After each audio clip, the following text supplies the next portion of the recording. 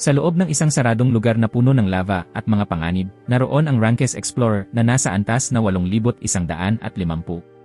Tumatakbo si Nameki Haruko. Lahat ng stats niya ay Rankes habang papalapit siya sa 12-dosenang halimaw na nagtipon sa larangan ng labanan.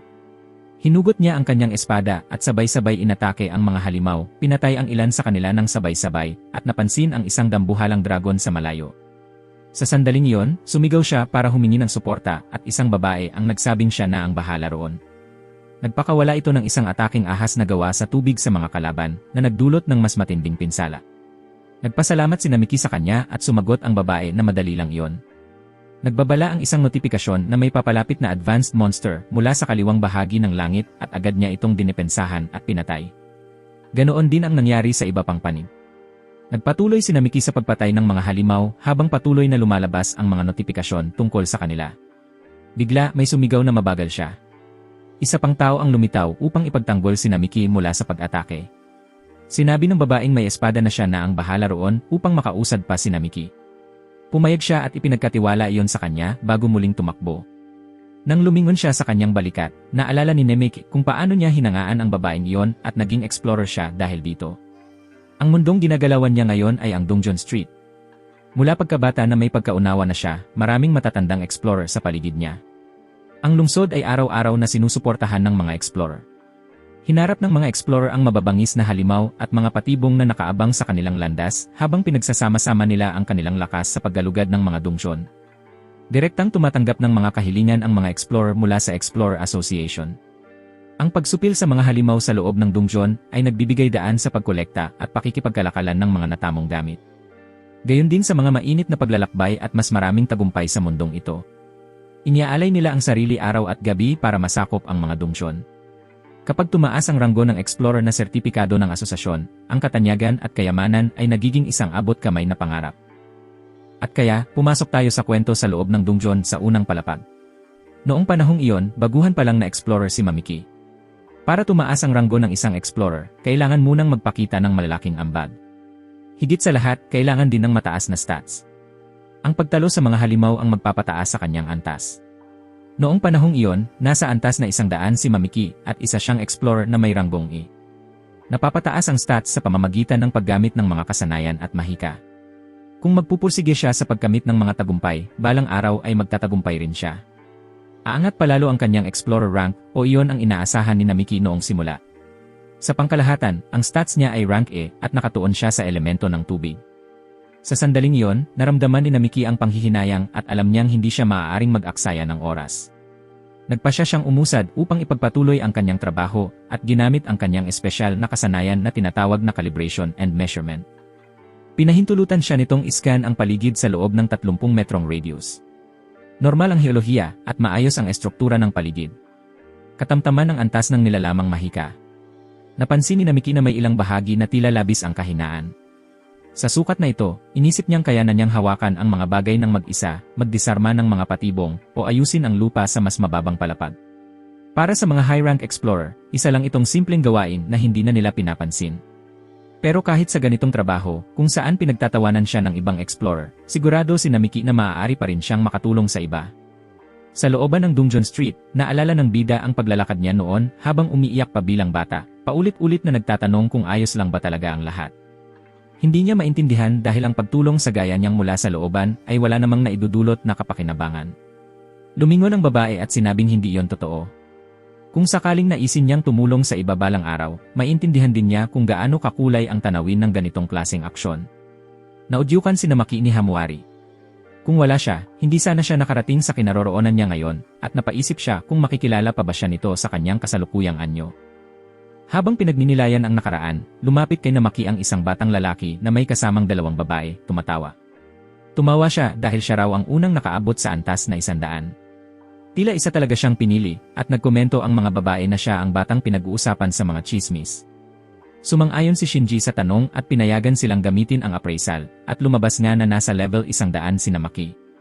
Samantala, si Yukimura Shinji ay nasa level 45 pa lamang, pero isa na siyang rank explorer. Tumawa ang isa sa mga babae nang makita niyang level 100 na ito, pero sa huli, isa lang pala itong lubos na mahina. Kahit ang isang tulad niyang rank Y ay kayang talunin ito. Nanatiling tahimik si Nemeki bago sabihin kung talagang may abilidad si Shinji para gawing maliitin ng mga kasama niya ang iba. Maaaring tinawag pa itong Orochi Subjugation Squad at mas malaki sana ang naging pinsala. Nainis si Shinji sa pang-aasar, kaya ginamit niya ang kanyang kasanayang gravity punishment para idiin ang katawan ni Nemeki sa lupa. Sinagot niya na kahit magkaibigan pa sila mula pagkabata, isa pa ring palpak si Nemeki na iniisip na may karapatan siyang magbigay ng payo.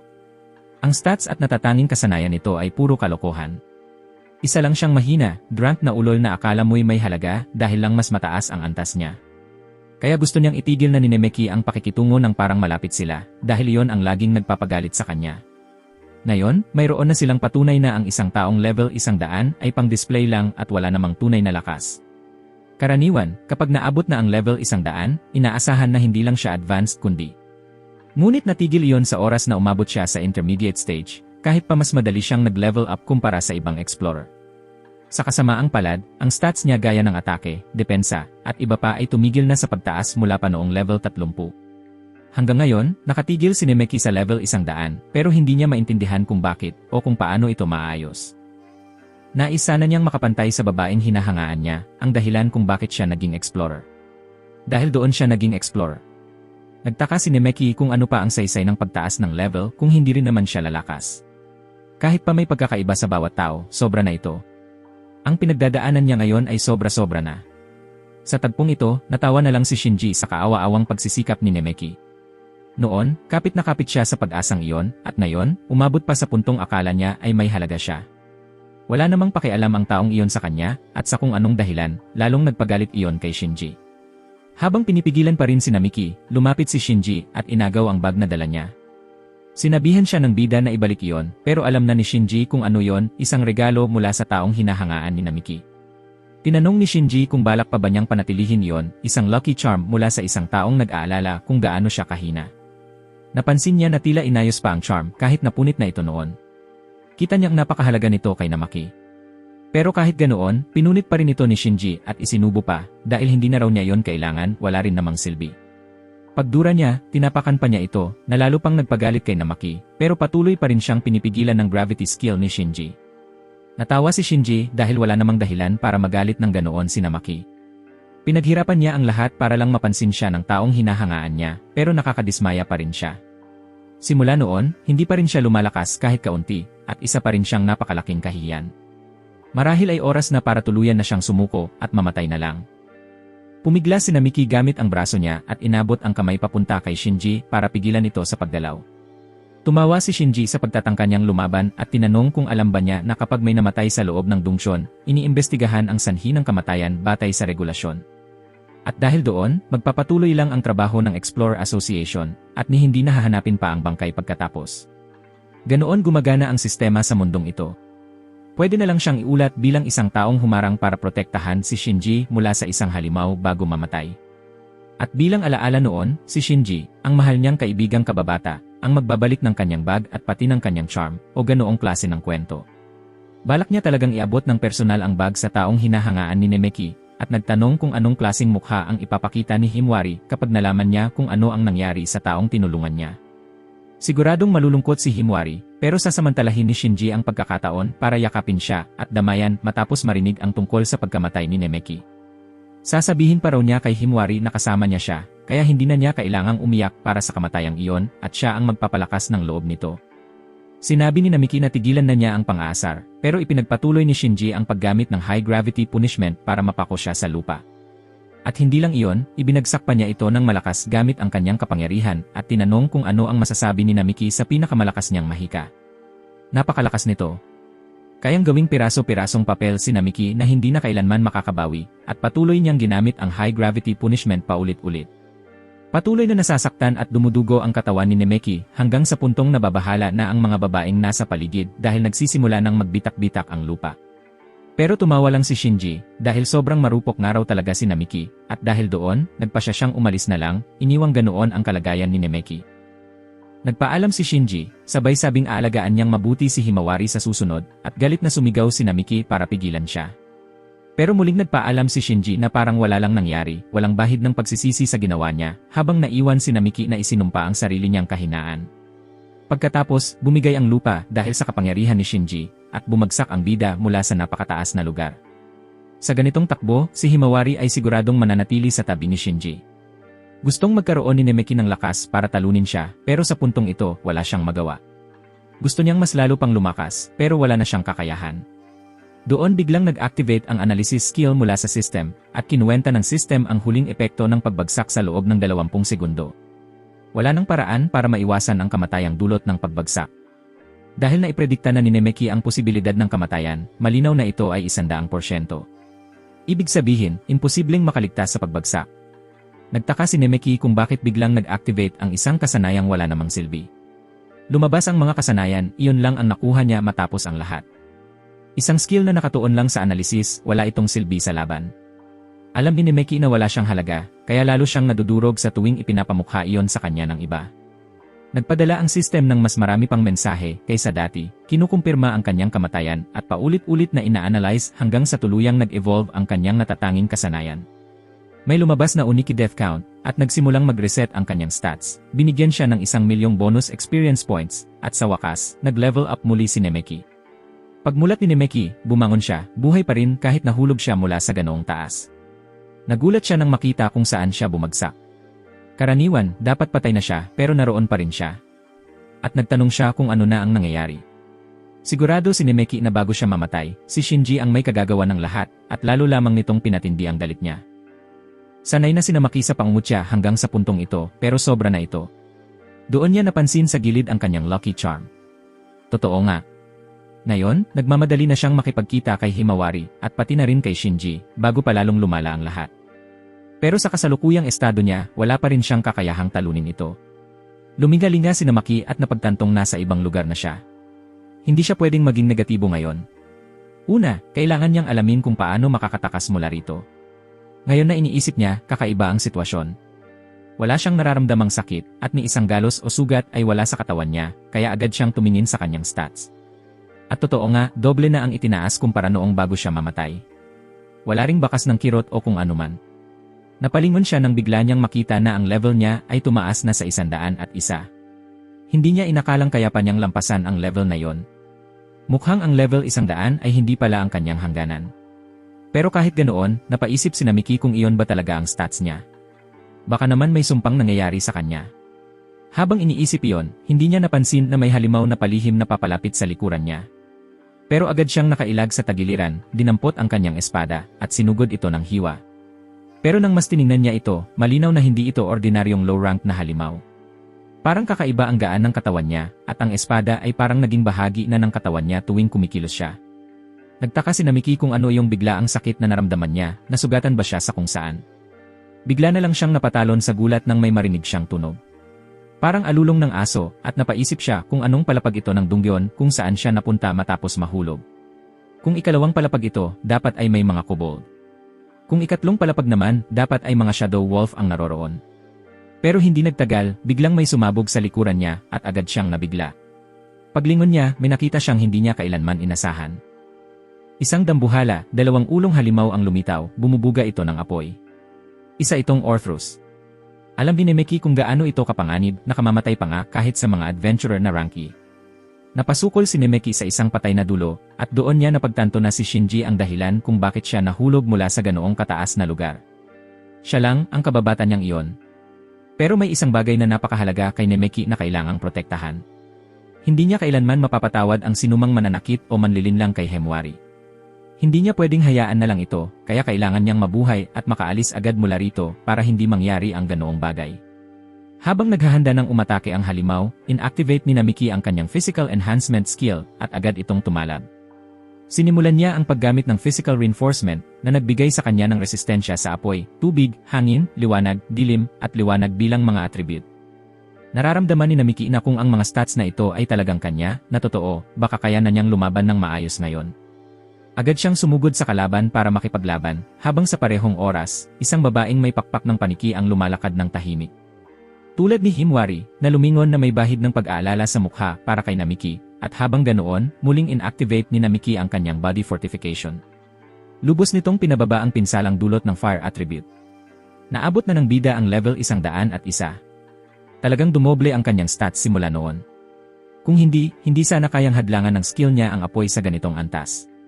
Ginamit niya ang appraisal skill at nagsimula ang system sa pagkalkula gamit ang isang timer at napaisip si Miki kung kailan nga ba siya umabot sa level 100. Tinanong niya ang sarili kung bunga ba ito ng kanyang pagsisikap, tapang, at determinasyon, ngunit alam niyang may mas malalim pang dahilan. Pero higit sa lahat, kaya niya nang lumaban sa mas malalakas na kalaban o kaya nang tumagal sa laban. Dahil higit kaninuman, si Miki ang taong matagal nang nagmamasid sa mga halimaw noong panahong siya ay mahina pa. 20 segundo ang lumipas, at gaya ng dati, ang mga halimaw ay may partikular na mga galaw at halatang kahinaan. Sa simpleng pagmamasid, kayang hulaan ni Miki ang kilos ng kanyang kalaban, at sa kaso ng halimaw na ito, walang silbi ang pasensya rito. Nakita niyang sumugod ito para umatake, kaya naghanda siya, at hinataw ng espada ang halimaw, at sa loob ng 36 na segundo, tapos ang laban. Natapos ang countdown, at napaisip si Miki kung siya nga ba talaga ang nakagawa nito ng ganoon kabilis, kahit pamatindi ang katigasan ng halimaw, napabuntong hininga siya. Ang tamang timing para umatake at tiisin ang bawat galaw. Napakahalaga sa isang laban gaya nito. Sa simula, parang simpleng bagay lang, pero iba ang laban ngayon kumpara sa dati. Ngayon, sa doble niyang stats, hindi na niya kailangang gumamit ng body fortification para palakasin pa ang buong katauhan niya. Pero kung wala ang resistensyang bigay ng kanyang kapangyarihan, tiyak na sunog na siya at patay na sana. Biglang sumugod muli ang halimaw, kasabay ng malakas at mabangis nitong pag-ungal. Hindi pa pala ito tuluyang namatay kahit matapos ang naunang pag-atake. Halos malamon na si Miki, pero sinamantala niya ang lapit at sinaksak ang halimaw sa loob ng bibig nito, dahilan para tuluyan niya itong mapatumba. Sa wakas, kinumpirma ng system na napatay na ang target, at nagsimulang tumaas muli ang antas ni Miki dahil doon. Kung nag-atubili siya, siguradong patay na siya, na siyang inaasahan mula sa isang halimaw na kasing nakakatakot ng Orthrus. Sa gayon, nakakuha rin siya ng bagong kasanayan, pero biglang nag-glitch ang system at nagtaka si Miki kung anong klaseng skill iyon. Ang skill ay tinawag na insight, na nagbibigay sa kanya ng kakayahang makita ang tunay na kalikasan ng target na ginagamit niya rito. Nagtaka si Miki kung ano nga ba talaga yon. Mukhang isa itong uri ng kasanayan na karaniwang nakukuha ng mga baguhang explorer sa simula pa lang. Kung ganoon, bakit ngayon lang niya ito nakuha? Pero kahit papaano, maaari na niyang subukang gamitin ito ngayon. Inactivate niya ang skill na insight, at kung hindi dahil sa antas ng Orthrus, parang nalampasan na nga niya ang hangganan niya mula noon. Sinabi ni Shinji na siya lang daw ang mamamatay, kaya malamang, naikwento na nito kay Himawari ang lahat ng nangyari sa panahong iyon. Kailangan nang magmadali ni Miki kung ganoon ang kaso, pero nararamdaman pa rin niya ang kakaibang sakit na yon mula kanina, at iniisip niya kung ano talaga yon. Sa sandaling iyon, nagbunga na ang naunang pagsusuri at napagtanto niyang lalo lang lumalala ang lahat. Nakakagulat na ang Orthrus na nilabanan niya ay isang juvenile pa lamang, pero kung totoo iyon, ibig sabihin ay nahulog na siya hanggang ikalimang palapag. Kung magpapatuloy siya sa pagtakbo pababa sa Agos, baka matagpuan niya ang isang ligtas na lugar, pero hindi pa rin siya makakaiwas sa mga halimaw sa daraanan. Paglingon niya, agad niyang naramdaman ang matinding murderous intent mula sa likuran. Nagtaka siya kung galing ba yon sa mismong pasukan. Doon na-realize ni Miki na nahulog siya sa isang bitad. Hindi makapaniwala si Miki na humantong sa ganito ang lahat. Ginamit niya ang kanyang calculation skill para suriin ang sitwasyon, at eksaktong nakuha ng system ang direksyon ng bawat palasong papalapit sa kanya. Sa dami ng bilang, kailangan niyang magmadali. Doon nagsimulang magbigay ng babala ang system na may isang high-level monster na mabilis na papalapit. Sinimulan niyang gamitin ang Divine Oracle, at nagtataka si Miki kung ano nga ba ang nangyayari at bakit sabay-sabay na dumarating ang mga alerto. Inaanalisa ang kalaban at nasa layong 120 metro. Isa itong beast-type monster na may fire attribute. Kinukwenta ang antas ng target at lahat ng detalye nito, at ang kinakailangang experience para sa susunod ay 1.2 milyon. Natapos ang kalkulasyon, mas maraming experience pa ang kinakailangan. Lumipas pa ang 3 minuto habang isinasagawa ito. Nagsimula ang appraisal points, at napaisip si Miki kung ano ang nangyayari, bakit biglang sunod-sunod ang lahat ng ito. Isang napakalaking bugso ng analytical na impormasyon ang biglang sumugod sa utak niya. Saktong paglingon niya, narinig niya ang isang mabangis na ungol mula sa isa pang halimaw na galit na lumitaw sa likuran niya. Nagpakawala ito ng isang napakalakas na fire attack, kaya napilitan si Miki na tumalon sa tubig, at matagumpay siyang nakarecover, na nagbigay pa sa kanya ng karagdagang puntos. Nagulat siya ng husto hanggang sa mapagtanto niyang posible pala talagang mangyari ang ganitong bagay. Matapos gamitin ang kanyang analisis, nakita niyang ito ay isang adult Orthrus. Tulad ng inaasahan, ang juvenile form kanina ay may kakaibang uri ng kapangyarihan, at muling nakailag si Miki sa tamang oras para hindi muling lamunin ng halimaw. Habang patuloy niyang iniiwasan ang bawat atake, lalo siyang nakakaipon ng puntos dahil dito, pero alam niyang sa ganitong bilis, tiyak na mamamatay siya. Mahirap na nga kanina pa lang, at napansin ni Miki na nakatanggap na naman siya ng isa pang points analysis. Ni hindi pa niya alam kung ano talaga ang ibig sabihin ng mga appraisal points na yon. Sa kasalukuyan niyang stats, malinaw na hindi pa niya kaya talunin ang halimaw na ito. Nagtanong si Nemeki kung ano na ang dapat niyang gawin. Sa ganitong takbo, baka mamatay siya sa pagod, at ayon sa system, 3 minuto na ang lumipas. Nagdoble na ang appraisal points, nagtapos sa Divine Sense, at nadagdagan pa ng marami pang puntos sa iba't ibang skills. Ang dami ng unifications ay nagpahinto sa kanya sa gulat, hanggang sa tuluyang ma-finalize ang mga puntos batay sa rank A. Dahil sa kanyang karanasan sa labanan, nakatanggap siya ng 1,500,000 experience points, at biglang tumaas ng 50 level si Nemeki. Hindi na niya maunawaan ang nangyayari, bakit biglang ganoon karami ang experience points niya. Hindi pa nga niya natatalo ang Orthrus, pero parang may bug sa system. Pero hindi na niya maaaring isipin yon ngayon. Kailangan niyang humanap ng paraan para harapin ito. Bigla na lang narinig ang isang tawa na umalingaw-ngaw, nagsasabing ito lang daw ang nangyayari dahil pinatay niya ang anak ng halimaw. At ngayon, galit na galit ang ina nito at walang tigil sa pag-atake. Napaisip si Miki kung saan nanggagaling ang tinig na yon, mula ba ito sa loob ng isipan niya. Isang tinig ng babae ang sumingit sa isipan niya, sinasabing kasalanan pa rin ni Miki ang lahat ng nangyari at wala na siyang magagawa para maiwasan iyon. Paglingon niya, tinanong niya kung sino ba talaga siya, at sinabi ng babae na inaantok na raw siya, kaya bahala na raw si Miki ngayon mag-isa. Nagtaka si Miki kung ano ba talaga ang babaeng ito na bigla na lang lumitaw at kung paano siya nakakaapekto sa kanyang isipan. Kahit litong-lito siya, pinili niyang huwag na lang pagtuunan ng pansin ang bagay na yon sa ngayon. Kailangan niyang gumawa ng paraan sa kasalukuyang sitwasyon. Inactivate niya ang Divine Speed. Habang isinasagawa ang pagkalkula ng appraisal points, napatigil si Miki, ano na naman itong nangyayari na hindi niya kontrolado. Nang mapansin niyang may mas marami pang puntos na nadagdag, lalo siyang kinabahan, sobrang delikado ng mga apoy na yon. Kahit pa may body fortification siya, baka hindi pa rin niya kayanin kung tamaan siya ng direkta. Sa antas niya ngayon, matutunaw siya kaagad kung tamaan siya ng apoy na yon. Kaya nagpasya siyang gumamit ng water magic para umatake, nagbitaw ng isang malakas na agos laban sa kalaban nang hindi gaanong nahihirapan. Binaon niya sa tubig ang halimaw at agad nagkalkula ang sistem ng panibagong dagdag na puntos, habang napaisip si Miki kung palaging ganito kalakas ang intermediate magic. Mas malakas pa sa inaasahan ang naging epekto ng atake niya, at higit sa lahat, may lumabas na tila isang dragon mula sa mismong magic circle. Hindi na niya maunawaan ang lahat ng ito, pero sa ngayon, sapat na yon para lang makaligtas siya sa kinakaharap niya.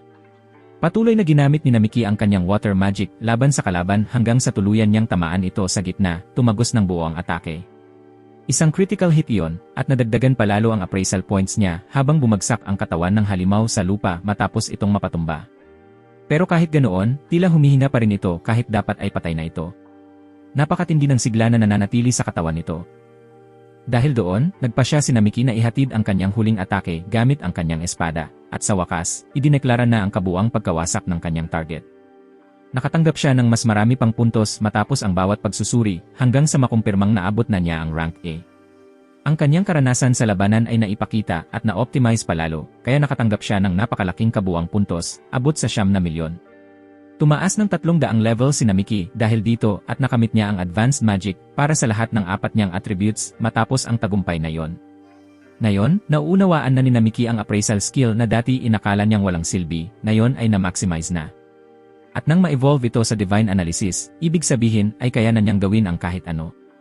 Ang kinakailangang experience points para sa sariling level niya ay palaging kinukwenta ng system. Napaka-epektibo rin ng buong proseso. Ang mga paraan para makuha ito, pati na ang appraisal points niya, ay matagumpay na naibigay. Batay sa pagkakaiba ng antas nila ng kanyang mga kalaban, pati ang bawat kilos niya sa gitna ng labanan, lahat ito ay may epekto sa dami ng experience points na natatanggap niya. Bunga nito, isang God-ranked skill ang nakuha niya na nagpapahintulot ng napakalaking karanasan mula sa bawat tagumpay. Kaya naman ang kahibangan ng dami ng experience points na nakuha niya ay sadyang dinisenyo para makuha ang halos 100 puntos. Hindi swerte ang nagdala sa kanya sa level 100. Isa itong bagay na hindi niya kailanman mauunawaan kung wala siyang nakuha na divine appraisal, pero dahil meron na siya, nalampasan niya ang kanyang mga hangganan at kaya pa niyang umangat ng higit pa. Si Miki ay maaari nang maging mas malakas kaysa dati, at ngayon, maaaring may tsansa na siyang pigilan si Shinji gamit ang sarili niyang mga kamay. Tumindig siya at napagtantong kailangan pa niyang lumaban, mas higit pa, para itaas ang kanyang antas ng higit kailanman. Hindi pa sapat ang lahat ng ito laban sa mga halimaw na ganoon kalalakas. Ang mabuhay sa kailaliman ay nangangailangan ng labis-labis na lakas. At pati ang pagtalo kay Shinji ay hindi pa rin posible sa ngayon. Determinado si Namiki na maging mas malakas pa kaysa dati. Para mas lalo pang lumakas, naalala ni Namiki si Himawari at hinawakan ang kanyang lucky charm. Sa ngayon, kailangan muna niyang alamin kung paano mas mahusay na magagamit ang appraisal skill niya sa labas ng Dongshon. Balak din niyang talunin si Shinji, at ang babaeng kanina pa nakamasid ay ngumiti nang makita niyang pinatay ni Namiki ang alaga niyang aso. Gamit ang kanyang kapangyarihan para patayin ito, kailangan niyang amining may lakas ng loob si Namiki para gawin yon. Mukhang tuluyan na nga siyang nagising sa wakas. Samantala, si Himawari naman ay nasa bahay nang marinig niya ang balita sa Rie. Ipinahayag na magkakaroon ng isang mahalagang anunsyo mula mismo sa Explorer Association. Sinabi sa ulat na noong umaga ring iyon sa unang palapag ng Dongshon, pumanaw na raw ang Rank Explorer na si Namiki. Nahulog agad ni Himawari ang hawak niyang tasa ng kape sa sobrang gulat, hindi siya makapaniwala sa narinig mula mismo sa balita.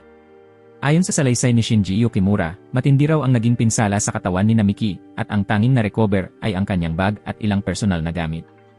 Naalala ni Himawari, kung pinigilan lang sana niya si Namiki noon sa pagiging explorer, baka iba ang kinalabasan. Naisip niyang baka totoo ngang patay na ito.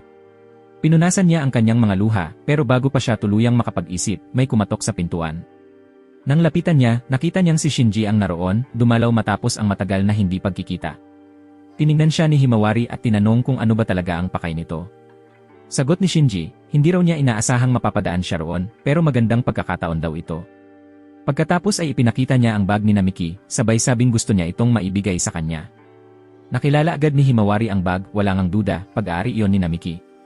Mabilis niyang binuksan ang pinto upang kunin ito, dahilan para ngumiti si Shinji, oras na raw para isulong ang mga bagay sa paraang gusto niya. Pagbukas ni Himawari ng pinto, agad siyang hinila ni Shinji gamit ang gravity skill papasok sa bahay, at isinara ang pinto sa likod niya. Tumawa si Shinji, sabay tanong kung anong problema, kung ayos lang ba siya, habang patuloy siyang humahalakhak habang si Himawari ay nakadagan sa sahig. Tinanong ni Himawari kung ano ba talaga ang ginagawa nito, saka lang niya napagtanto na ni kaunting lakas ay hindi niya magamit para lumaban. Lumapit si Shinji at tinanong kung ayos lang siya, pero sinampal niya ang kamay nito palayo, dahilan para matawa siya ng mahina. Gaya ng inaasahan sa isang explorer na nakaligtas sa ika-12 palapag, ito ang uri ng willpower na lampas sa karaniwang babae. Sinubukan niyang tumayo kahit may puwersang dumidiin sa kanya mula sa gravity powers nito, at tinanong ni Shinji kung gulat pa rin ba siya sa pagkamatay ni Namiki. Doon siya nagsimulang maniwalang may mali talaga sa kanya, at napansin naman ni Shinji na matindi talaga ang resistensya niya sa hypnosis, kaya nahihirapan siya. Pero kahit ganon, alam niyang madali na lang siyang target na yon. Tinanong ni Himawari kung bakit niya biglang ginagawa ang lahat ng ito, at tinanong siya ni Shinji kung hindi pa rin ba niya naiintindihan, sabay apak sa bag ni Namiki. Sinabi niyang matagal na niyang pinapanood ang kaibigan niya mula pagkabata. Hindi naman talaga malakas ang taong yon, at kahit ganon ay nanatiling mabait, lagi siyang binabaliwala. At habang lumilipas ang oras, lalo pang naging masaya si Namiki, kaya hindi na niya ito mapapatawad sa lahat ng iyon. Alam ni Shinji na kailangan niyang pahirapan si Namiki ng higit pa kaysa dati para tuluyan siyang malugmok sa kawalan. Pero ngayon, tuluyan na siyang nawala, at natawa si Shinji dahil doon, sabay sabing ang saya-saya niyang damhin ang lungkot ng ibang tao dahil dito. Hi, Morid. Ang mga luha sa kanyang mga mata ang umamin, basura nga ang lalaking ito, at tuluyan na ngang nabaliw. Pero umiti lang si Shinji at ginamit muli ang gravitation skill niya para idiin siya sa sahig. Ang tawagin siyang basura at siraulo ay bastos na bastos daw. Dahil normal lang naman siya, samantalang si Himawari ay isang talented rank A at isang magandang babae. Maraming taong humahanga sa kanya, kaya huwag daw sana niyang bigwin ang mga yon sa paggamit ng ganung kabastusan. Baka malungkot na si Namiki ngayon sa kabilang buhay kung nakikita niya ang mga nangyayari. Hindi maintindihan ni Himawari kung bakit kailangan pa niyang umabot sa ganito para lang sa isang tulad ni Namiki. Napabuntong hininga si Shinji, sawang-sawa na sa kwentong ito, at nagdesisyong gamitin pa ang mas malakas na gravitation skill kaysa dati. Samantala, lumingon si Namiki nang may isa na namang halimaw ang lumitaw, at hindi gumana ang detection niya para malaman ang totoong pangalan ng nilalang na iyon. Narinig niya ulit ang tinig ng babae, sinasabing palaging ganoon ang mga tao, laging nagmamadali, pilit inilalantad ang lahat tungkol sa kanilang kalaban. Noong huli, siya ang nagdusa dahil doon, kaya ngayong pagkakataon ay naghanda na siya ng mas maaga. Noon, iniisip ni Namiki kung dapat bang ibang explorer ang humarap sa halimaw na yon bago siya. Isang dragon na may elementong tubig at kayang magsalita ng wika ng tao, isang bagay na bago, at hindi man lang siya nakaipon ng sapat na impormasyon tungkol dito. Sabi ng babae, sinusubukan lang naman niyang makipag-usap kay Nemeki at itanong kung bakit tahimik lang siya kahit sa ganitong sandali. Walang silbi ang isang usapang isang panig lang. Kailangan daw maging malakas at tahimik, pero sa parehong oras ay dapat na may dignidad at lakas ng dating. Sa kabila niyon, sumagot si Nemeki na sa totoo lang, mukha siyang yung tipo ng tao na hindi tumitigil sa kakasalita. Nagtaka tuloy ang babae kung iniinsulto ba siya nito, at nag-alinlangan si Nemeki habang sumasang-ayon sa sinabi niya. Dahil doon, sandali siyang nakaramdam na parang naunawaan niya ang kalagayan ni Nemeki. Ngayon ay naiinis na siya at lumapit ng sapat para mapatay si Nemeki dahil isa lang naman siyang normal na tao. Sabi ng babae, kahit na tinalo niya ang aso niya, hindi ibig sabihin ay pwede na siyang maging mayabang. Ngayon, nagpa siya si Mickey na gamitin ang kanyang body fortification, iniisip na kahit papaano, dapat ay magmukha siyang malakas. Sa kabilang banda, mayroon pa naman siyang tsansa para manalo. At kahit na ganoon, kung magagamit lang niya ng maayos ang divine appraisal sa lugar na ito, baka mas mapalakas pa niya ang sarili niya ng mabilis. Kaya hindi na siya pwedeng magdalawang isip pa. Kailangan niyang makaalis agad mula roon bago bumalik sa lugar kung nasaan si Shinji. Naghanda si Nemeki para umatake, unang naisip niya ay gumawa ng blind spot gamit ang apoy, saka tumama gamit ang slush. Gumamit siya ng fire attack magic para subukang tamaan ng direkta habang pinapanood lang ng halimaw ang pagtipon ng kanyang kapangyarihan. Ginamit ni Nemeki ang magic niyang tinatawag na Frantic Dance of Flames the Great Phoenix sa loob ng dungeon na magdudulot ng kaguluhan. Kahit na tinangka niyang umatake, naiwasan ito ng halimaw at tumawa dahil sa huli, ito ang teritoryo ng babae. Bilang kapalit, kukunin niya ang kontrol sa magic ni Nemeki at madali lang niya itong na-cancel. Doon lang napagtanto ni Nemeki na hindi pa siya nakarinig ng kahit anong ganitong klase ng kapangyarihan noon. Magic control at tumawa ang babae, napansin kahit ang mga tao ay dapat may alam na tungkol dito. Ang Annihilation Class Magic ay isang bagong bagay, at naisip ni Nemeki kung nababasa rin ba nito ang iniisip niya. Pero kung Annihilation Class nga iyon, ibig sabihin ay pinakamataas na antas ng magic na alam niya, at sinabi ng babae na technically, may dalawa pang ranggo na mas mataas sa Advance. Mayroon ding Mythical Class na nasa pagitan ng Highest at Annihilation. Sa anumang kaso, para makapag-cancel ng magic, kailangan ng isang espesyal na uri ng magic. Napagtanto ni Nemeki na tinuturuan pa rin siya nito ng maayos sa kabila ng lahat, at sinagot siya ng babae na kahit na anong lakas niya ngayon, hindi pa rin siya banta. Kaya kung gusto niyang makipagsabayan, kailangan niya ng power level na hindi bababa sa 4,000 para maging karapat-dapat. Nagulat si Nemeki na may level 4,000 pala na nag-exist. Sobrang taas ng numerong iyon kahit para sa kanya. Dahil dito, inactivate niya ang status niya at tiningnan ito, ang level niya ay nasa 452 at lahat ng stats niya ay nasa rank E. Ngayon ay na-realize din ni Mickey na tumataas na ang stats niya sa punto na kaya na niyang talunin kahit isang advanced na Orthrus. Pero ang ibig sabihin nito, nasa ibang antas talaga siya at naisip ni Nemeki kung sino ba talaga ang babaeng ito. Nagpa siya si Nemeki na huminto at mag-isip, inobserbahan ang mga bagay na pwede niyang magamit at sinabi ng babae na noong huli, siya ang nagdusa kaya kailangan niyang mag-ingat ngayon. Lahat daw ng ito ay nagsimula kay Orochi. Sa mga nakaraang taon, nalagpasan na ni Orochi ang mga dungeon at umabot na hanggang sa mga syudad. Isa itong dragon-type monster na nasa pinakamataas na ranggo, taglay ang nakakatakot na lakas at kamangha-manghang firepower. Pero kahit mga rank explorer ay napipilitan na rin dahil dito, kaya nagsimulang manawagan ang Explorer Association para sa mga bihasang tao. Binuo ang Orochi Subjugation Team, at sa gitna ng labanan, natuklasan ang ilang kahinaan ng Orochi. Binago nila ang taktika tungo sa mas agresibong estilo, pero kahit ganoon, hindi pa rin nila ito natalo. Malaki ang posibilidad na ang babaeng kausap niya ngayon ay si Orochi mismo. Kung totoo nga iyon, wala siyang tsansa na talunin ito gamit ang kasalukuyan niyang lakas, kaya inisip niya kung paano siya makakalikha ng puwang para makatakas.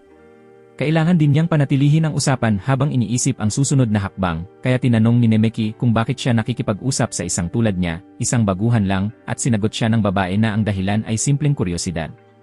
Nagtataka lang daw siya kung paano isang taong walang lakas tulad niya ay nakarating sa puntong nakuha pa ang kapangyarihan niya.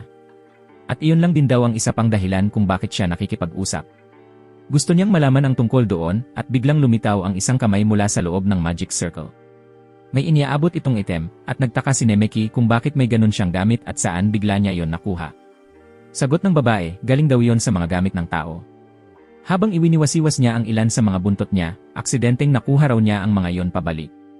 Naisip ni Nemeki, ibig bang sabihin ito ay may iba pang tulad niya na gumagala at nagdudulot ng ganoong klaseng kaguluhan.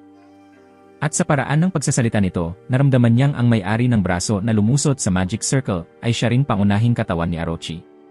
Binanggit ni Orochi na natahimik na naman siya at tinanong kung hindi ba siya nagsasalita dahil wala siyang alam o dahil ayaw lang niya magsalita. Naisip ni Namiki na level 4,000 ang kinakailangang lakas para makalaban dito, iyon ang sabi ng babae. Sa ngayon, hindi niya kayang talunin si Orochi sa ganitong sitwasyon, pero gamit ang skill na iyon, nagpasya siyang gamitin ang God Test. Na-activate ang skill at sinimulan nitong suriin ang level ng target niya, hinahanap kung may estratehiyang pwedeng magamit. Napagtanto ni Namiki na pwede niyang gamitin ito sa pabor niya para makatakas sa sitwasyong ito. Nagpatuloy ang system sa pagsusuri sa level ng target at napag-alamang ang kinakailangang karanasan para makaabot sa susunod na level ay 25 milyong puntos. Nagulat si Orochi nang biglang sumugod si Namiki gamit ang parehong klase ng kapangyarihan, sa kanya pinilas ang kamay nito mula sa loob ng Magic Circle. Naipagsak niya ang kanang braso ni Orochi, dahilan para mapasigaw ito sa sakit habang sinabing tapos na ang appraisal.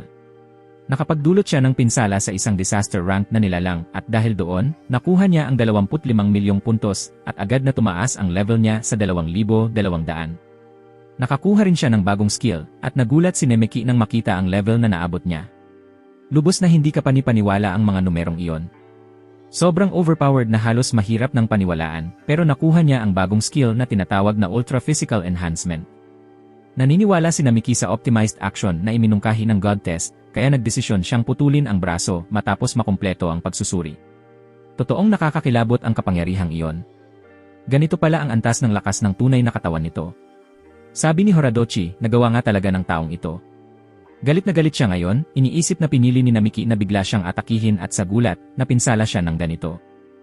Humingi ng paumanhin si Nemeki, pero sinabi niyang hindi siya maaaring mag-aksaya ng oras doon kasama niya. May mas mahalaga pa. Kailangan niyang pigilan si Shinji. Alam niyang bilang isang rank A explorer, malakas na si Himawari sa sarili niyang lakas. Walang paraan para talunin siya ng isang tulad ni Shinji. Pero kahit ganoon, masama ang kutob niya, kaya gusto na niyang tumakbo patungo kay Himawari sa lalong madaling panahon. Napansin ni Orochi na malalim ang iniisip nito. Hindi ito ang uri ng sitwasyon na basta nalang papanoorin. Lalo pat pinutol nito ang braso niya, kaya napagpasyahan niyang siya mismo ang papatay kay Nemeki, minsanan na lang. Inutusan ni Orochi ang mga buntot niya na abalahin si Nemeki, habang papunta siya roon, at agad siyang nagpakawala ng atake na bahagyang nailagan lang ni Namiki.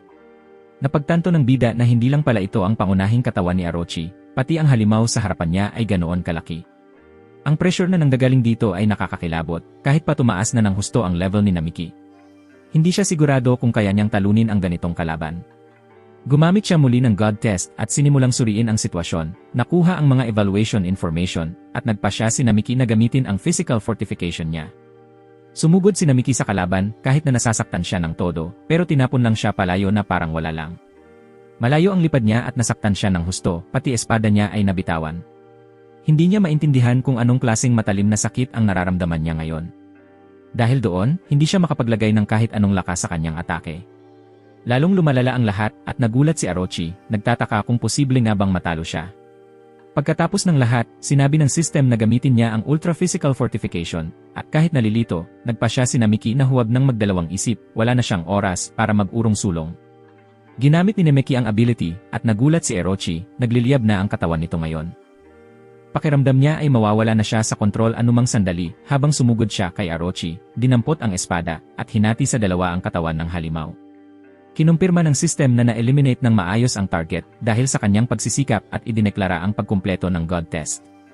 Naidagdag ulit ang mga puntos, kinilala ang lahat ng pinsalang na idulot niya sa kalaban, pati na rin ang lahat ng nakamit niya. Sa kabuuan, isang rank lay ang na-evaluate, narehistro ang karanasan sa labanan, at nakakuha pa siya ng mas maraming experience points. Halos 11 milyon ang kabuwang experience points, at tumaas agad ng 600 antas ang level ni Namiki. Samantala, tumawag si Shinji at sinabing magta-transport na siya ngayon at dapat magpadala agad ng tao, habang tinitingnan ang kalagayan ni Himawari sa lupa. 3 bagong kakayahan ang nakuha ni Namiki, mental mapping, weakness detection, at pagbuti ng insight. Nahilo si Namiki marahil dahil sa epekto ng Ultra Physical Fortification na ginamit niya kanina. Nauwi siya sa pag-ubo ng dugo habang bumagsak sa lupa sa matinding sakit. Biglang nilamon siya ng matinding pananakit at nagtataka kung ano ang nangyayari sa kanya. Binuksan ni Namiki ang status niya at napagtantong nasa napakasamang kondisyon ang katawan niya. Ang alcohol concentration sa dugo niya ay umabot na sa hindi kapani-paniwalang level. Hindi na nakapagtataka kung bakit sobrang hilo niya sa ganitong kondisyon, mas mabuting huwag na muna niyang gamitin ang maximum na fortification ng katawan. Nang lumingon siya, nakita niyang may lumalabas mula sa loob ng katawan ng halimaw at lumalayo, isang uri ng kakaibang gas. Ibig sabihin, kahit patay na ang halimaw, maaaring buhay pa rin ito sa ganitong paraan. Kung ganoon nga, ang gas ay papunta sa malayo, papunta sa pangunahing katawan, at naalala niya ang sinabi ni Orochi, kakailanganin niya ng hindi bababa sa level 4,000 para manalo. Ngayon, hindi pa kayang talunin ni Miki ang pangunahing katawan sa lakas niya ngayon. Bago ang lahat, kailangan muna niyang bumalik at pigilan si Shinji. Kailangan niyang mapigilan ang lalaking iyon kahit papaano at napansin niyang may nahulog sa lupa. Ito ang cellphone niya na nalaglag kanina. Nandoon din ang bagay na hawak ni Orochi at ipinasa sa kanya sa pamamagitan ng magic circle, kaya nagpasya siyang pulutin yon kahit papaano. Nagsimulang tumakbo si Namiki at ginamit ang mental mapping ability niya at doon siya nakadiskubre ng isang nakakagulat na bagay. Ang lugar na pinanggalingan niya ay hindi pala ang ika-5 palapag, kundi ang ika-20. Ito na ang pinakamalalim at pinakamalayong naabot ng kahit sinong explore noon. Gamit ang God Test, kinumpirma ni Namiki na nasa ika-18 palapag na siya ngayon habang ang target niya ay gumagalaw sa ika-25 palapag. Tinatayang magtatagpo sila sa loob ng 45 minuto pero paparating na rin ang pangunahing katawan ni Nerochi. Kinalkula ng system ang kinakailangang level para talunin ang target at sinimulang sukatin ang dami ng experience points na kailangan para doon. Dahil dito, kinailangan ni Namiki na mag-isip ng paraan para malampasan ito nang biglang may lumabas na alerto, may na-detect na maraming high-level monsters sa unahan. Nang makita niya ito, ilang halimaw ang lumitaw sa harap niya at napagtanto ni Namiki na wala siyang oras para dito. Sa ngayon, wala siyang ibang pagpipilian kundi patuloy na pataasin ang level niya sa pinakamabilis na paraan. Gamit ang kanyang mga abilidad, sinimulan niyang pag-aralan ang mga kalaban sa unahan, isang bagong kakayahan na tumutukoy sa mga kahinaan nila. Pinagmasdan ni Namiki ang mga kalaban, pinino ang kanyang analytical senses, at sinuri ang bawat kahinaan upang makapagbigay ng eksaktong atake. Nagtagumpay siyang talunin ang 3 Baphomet at tumaas pa ang evaluation points niya, matagumpay na nakumpleto ang God Test. Muling tumaas ang level ni Namiki, pero lalong lumala ang sakit sa katawan niya, mas masakit pa kaysa dati. Paglingon niya, may lumalapit na halimaw na may 3 ulo, kaya ginamit ni Namiki ang water magic attack niya. Tumama ang atake ng perpekto at napatay niya ang Cerberus sa isang mabilis na galaw na naging critical hit pa. Pero isa lang pala sa mga ulo ng halimaw ang napatay, buhay pa rin ito, kaya nagpasya si Namiki na ang magiging layunin niya ay patuloy na pumatay ng mga kalaban at itulak ang sarili pasulong anuman ang mangyari. Balak niyang perpektuhin ang kanyang God Test ability hanggang sa tuluyang makumpleto ito at nadagdag na muli ang kanyang mga puntos. Lahat ng analysis ay naisama at sa kabuuan, nakakuha siya ng 70,000 experience points. Sa ganitong paraan, naabot niya ang sapat na experience para marating ang level 3,000 at nakatanggap din ng bagong skill na tinatawag na double slash. Nagulat si Miki dahil ang makatanggap ng sword technique ay isang bihirang bagay pero napagtanto niyang hindi pa tapos ang mga Baphomet monsters. Gaya pa rin sila ng dati, pero mukhang tumawag pa sila ng mas maraming panibagong reinforcement, at muli, nagsimulang magsalita ang mga halimaw kahit na walang naintindihan. Ngayon, ramdam ni Miki na nasa sukdulan na ang kanyang stamina, pero naalala niya si Himwari, at alam niyang hindi siya pwedeng sumuko. Kapag bumagsak siya roon, katapusan na. Doon niya naramdaman ang paglapit ng mas malaking presensya, at lumingon siya, nagtataka kung ano yon. Dahil ang dambuhalang nilalang na lumitaw sa likuran niya ay hindi lang basta halimaw, kundi isang higanting nilalang na may nakakakilabot na pulang yelo. Direktang inatake nito si Namiki at naitulak siya pabalik habang iniisip kung bakit may mga golem sa ilalim ng dungeon na ito. Marahil ay nagtutulungan na ang mga halimaw dahil ilang Baphomet ang gumamit ng magic circles para subukang tamaan ang bida. Wala nang oras si Namiki para makaiwas at muntik na siyang tamaan ng direkta dahil sa biglaang pag-ulan ng mga atake. Nahawakan siya sa binti habang nahuhulog at hinila papasok sa magic circle at napagtanto niyang kailangan niyang kumilos agad. Nagsimulang mag-reboot ang God Test. Isang bagong proseso ng estratehiya ang binubuo habang siya ay nakakulong sa loob ng magic circle. Ilang Baphomet ang muling nagtipon para sabay-sabay siyang atakehin. Nakita ni Demiki na natapos na ang mga kalkulasyon at na-optimize na ang aksyon, kaya ginamit niya ang double slash attack para tamaan ang mga kalaban. Napatay niya ang mga halimaw na lumapit habang ang iba na may patuloy na umaatake mula sa malayo. Walang tigil si Demiki sa pag-atake, paulit-ulit, at patuloy na nadaragdagan ang kanyang evaluation points. Gaya ng inaasahan, bawat pag-activate ng kanyang mga kakayahan ay nagdudulot pa rin ng matinding pagod at sakit. Doon na lumapit ng dahan-dahan ang golem mula sa likuran upang umatake. Samantala, si Himawari ay nakakulong sa isang silid. Nagising siya matapos ang matagal na pagkakatulog at tinanong siya ni Shinji kung gising na ba talaga siya. Tumawa ito dahil sa huli, ang charm niya ay gumana lang noong simula.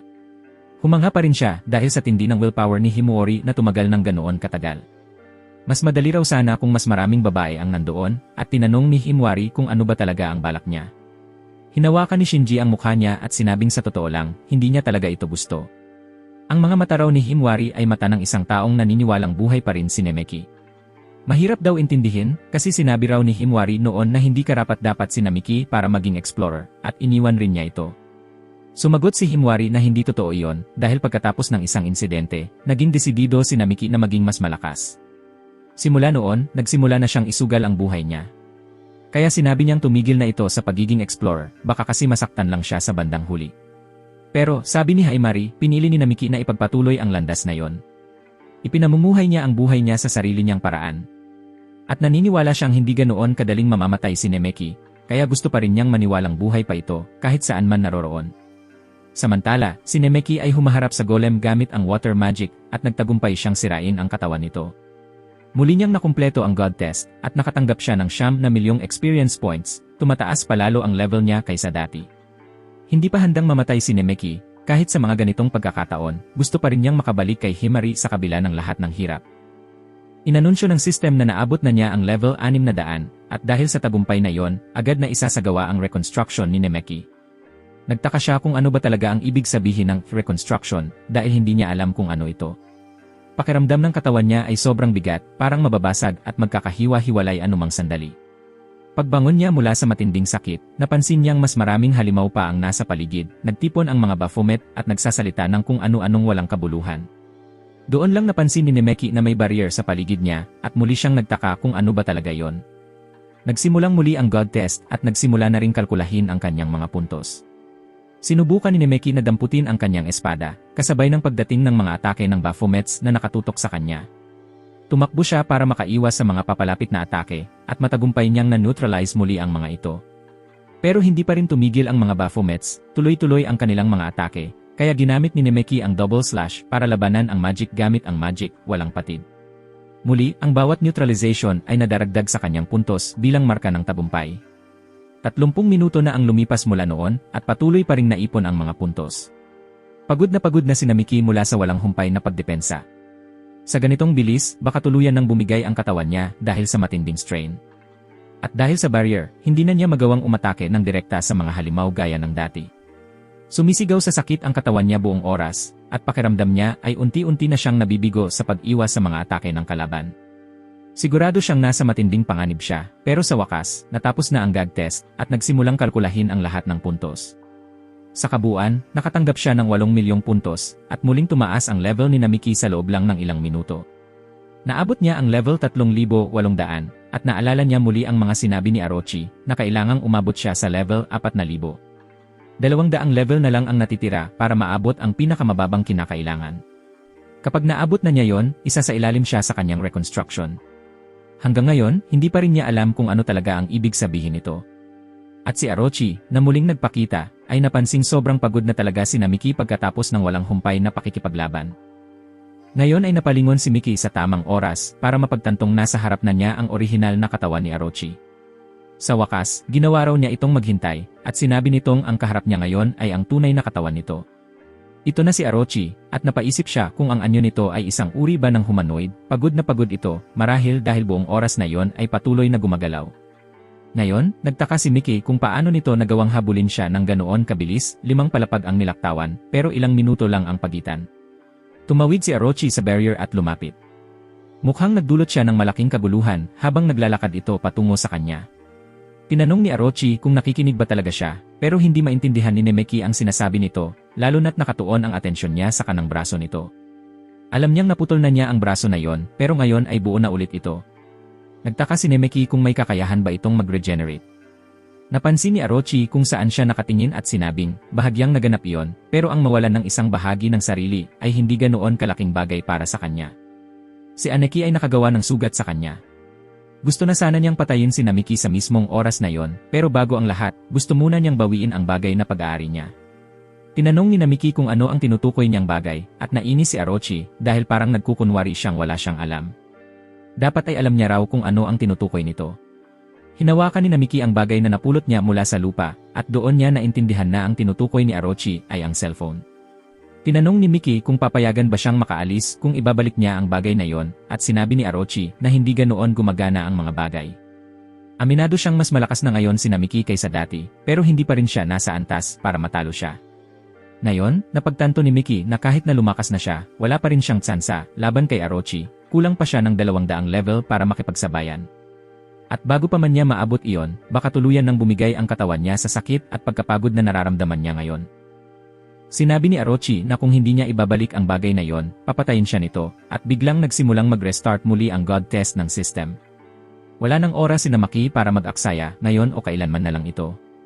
Sinimulan ng system ang pagkalkula ng kinakailangang karanasan at in-optimize ang kanyang mga galaw.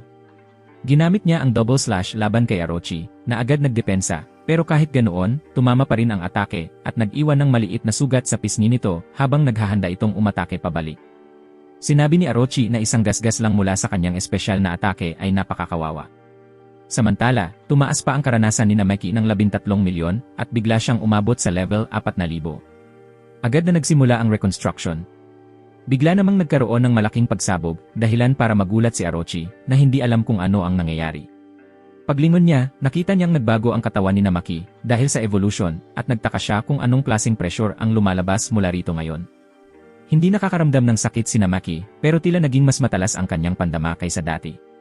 Ipinag-utos ni Orochi sa kanyang mga halimaw na umatake, dahil ito na raw ang pagkakataong matagal na nilang hinihintay, at lahat sila'y sabay-sabay na nagpakawala ng mga atake sa kanya. Pero si Nemechi ay tumalon lamang at dinaanan ang mga atake na para bang wala lang, dahilan para magulat si Orochi, dahil totoo ngang mas malakas na ito at mas mabilis pa kaysa dati. Hindi nagtagal, na-neutralize niya ang lahat ng atake na paparating ng walang kahirap-hirap. Sa puntong iyon, dapat ay lubos na siyang nilamon ng laban, pero ginamit muli ni Nemechi ang God test, at mabilis na natapos ang analisis. Nakalkula ang impormasyon tungkol sa kanyang kalaban, si Orochi ay isang disaster class monster na may 12 unit sa ilalim ng kanyang tropa. Ang bagong abilidad niya ay nagpapahintulot sa kanya na lumapag kahit may paparating pang mga atake, nang walang alinlangan. Sumugod si Namiki sa mga halimaw at muling humanga si Orochi, dahil sa isang iglap lang, lalong tumaas ang bilis nito. Pinatay niya ang lahat ng halimaw na nasa harapan niya nang walang kahirap-hirap, at ipinakita niya ang double slash ability na ngayon ay naabot na ang pinakamataas nitong anyo. Ang atake niya ay basta na lang dumoble, pinatay ang mga halimaw sa kanyang harapan nang hindi man lang nabigyan ng pagkakataong lumaban. Magsimulang ma-update ang impormasyon sa kanyang data system, at ngayon, kumpirmadong kaya na ni Namiki na makipaglaban kay Orochi ng isa sa isa, nang hindi na kailangan pang mag-alala. Pero sinabi pa rin ni Orochi na nakikita pa rin niya ang maraming siwang sa mga galaw nito, lalo na sa likuran niya, kung saan balak niyang samantalahin para umatake. Pero ang shot ni Orochi ay dumaan lamang sa ibabaw ng balikat ni Namiki, dahil naiwasan niya ito at mabilis na lumipat sa gilid. Nainis si Orochi. Napakagat siya sa labi at muling naghanda para umatake gamit ang water bullet, isang ataking sumusunod sa target. Pero nasaksihan niya ang sandaling lumitaw si Namiki sa maraming lugar ng sabay-sabay, nagkahati ito sa maraming bersyon ng sarili niya. Dahil sa bagong abilidad na ito, hindi nakapaghanda si Orochi, at napaatake siya mula sa iba't ibang direksyon. At sa ganoong paraan, natalo ni Namiki si Orochi. Napabuntong hininga siya nang matapos ang lahat, at kinumpirma ng system na matagumpay na nasilence ang target. Huminto siya upang huminga at napagtantong talagang nagawa niyang tapusin ang lahat ng mag-isa, habang tinitingnan ang kalagayan ng paligid sa likuran niya. Gayunman, mas lalo lang niyang naisip kung ano ba talaga ang unti-unti niyang nagiging simula nang marating niya ang palapag na ito. Ang pakiramdam habang sumusugod siya at sumuslash, naaalala niya ng bahagya ang lahat ng ginawa niya, pero hindi niya ito lubos na matandaan. Kahit na isa mang halimaw si Orochi, hindi maitatangging isa siyang nilalang na may napakataas na ranggo. Hindi na nga halos kayang tingnan ni Namiki ang katawan nito sa kasalukuyang kalagayan.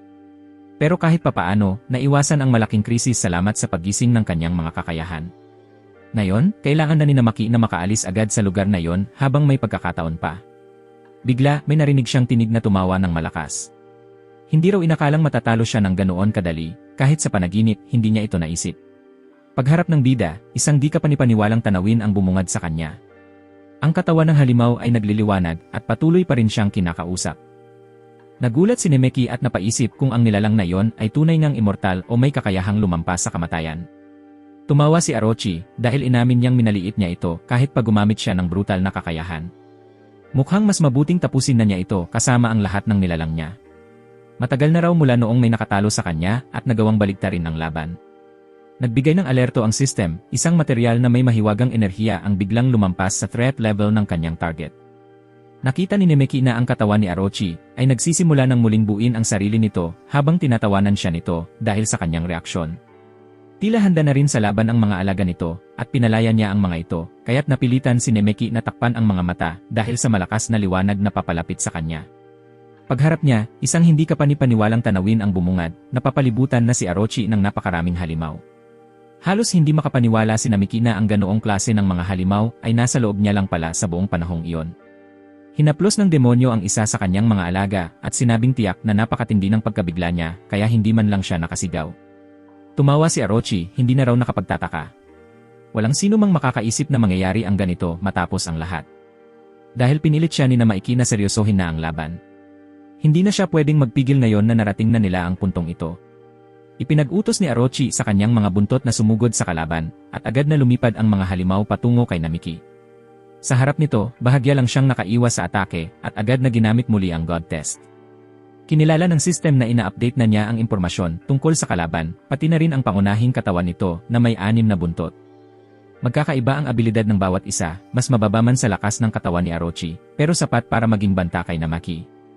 Kailangan niyang patuloy na umiwas, tumakbo siya mula sa kaliwat kanan habang lumalakas ang bilang ng mga halimaw. Kahit na nag-evolve na siya, hindi pa rin sapat ang lakas ni Nemeki para harapin silang lahat mag-isa. Sa huli, nasunggaban siya ng isa sa mga halimaw at kinagat kaya doon na bumagsak si Nemeki. Naitapon ng malayo ang katawan niya at nabitawan ni Nemeki ang kanyang espada habang pilit tumatakas, sabay bangon ng iritado sa kabila ng lahat. Sa koordinasyon ng mga halimaw na ganoon, wala talagang maaasahan sa sitwasyon.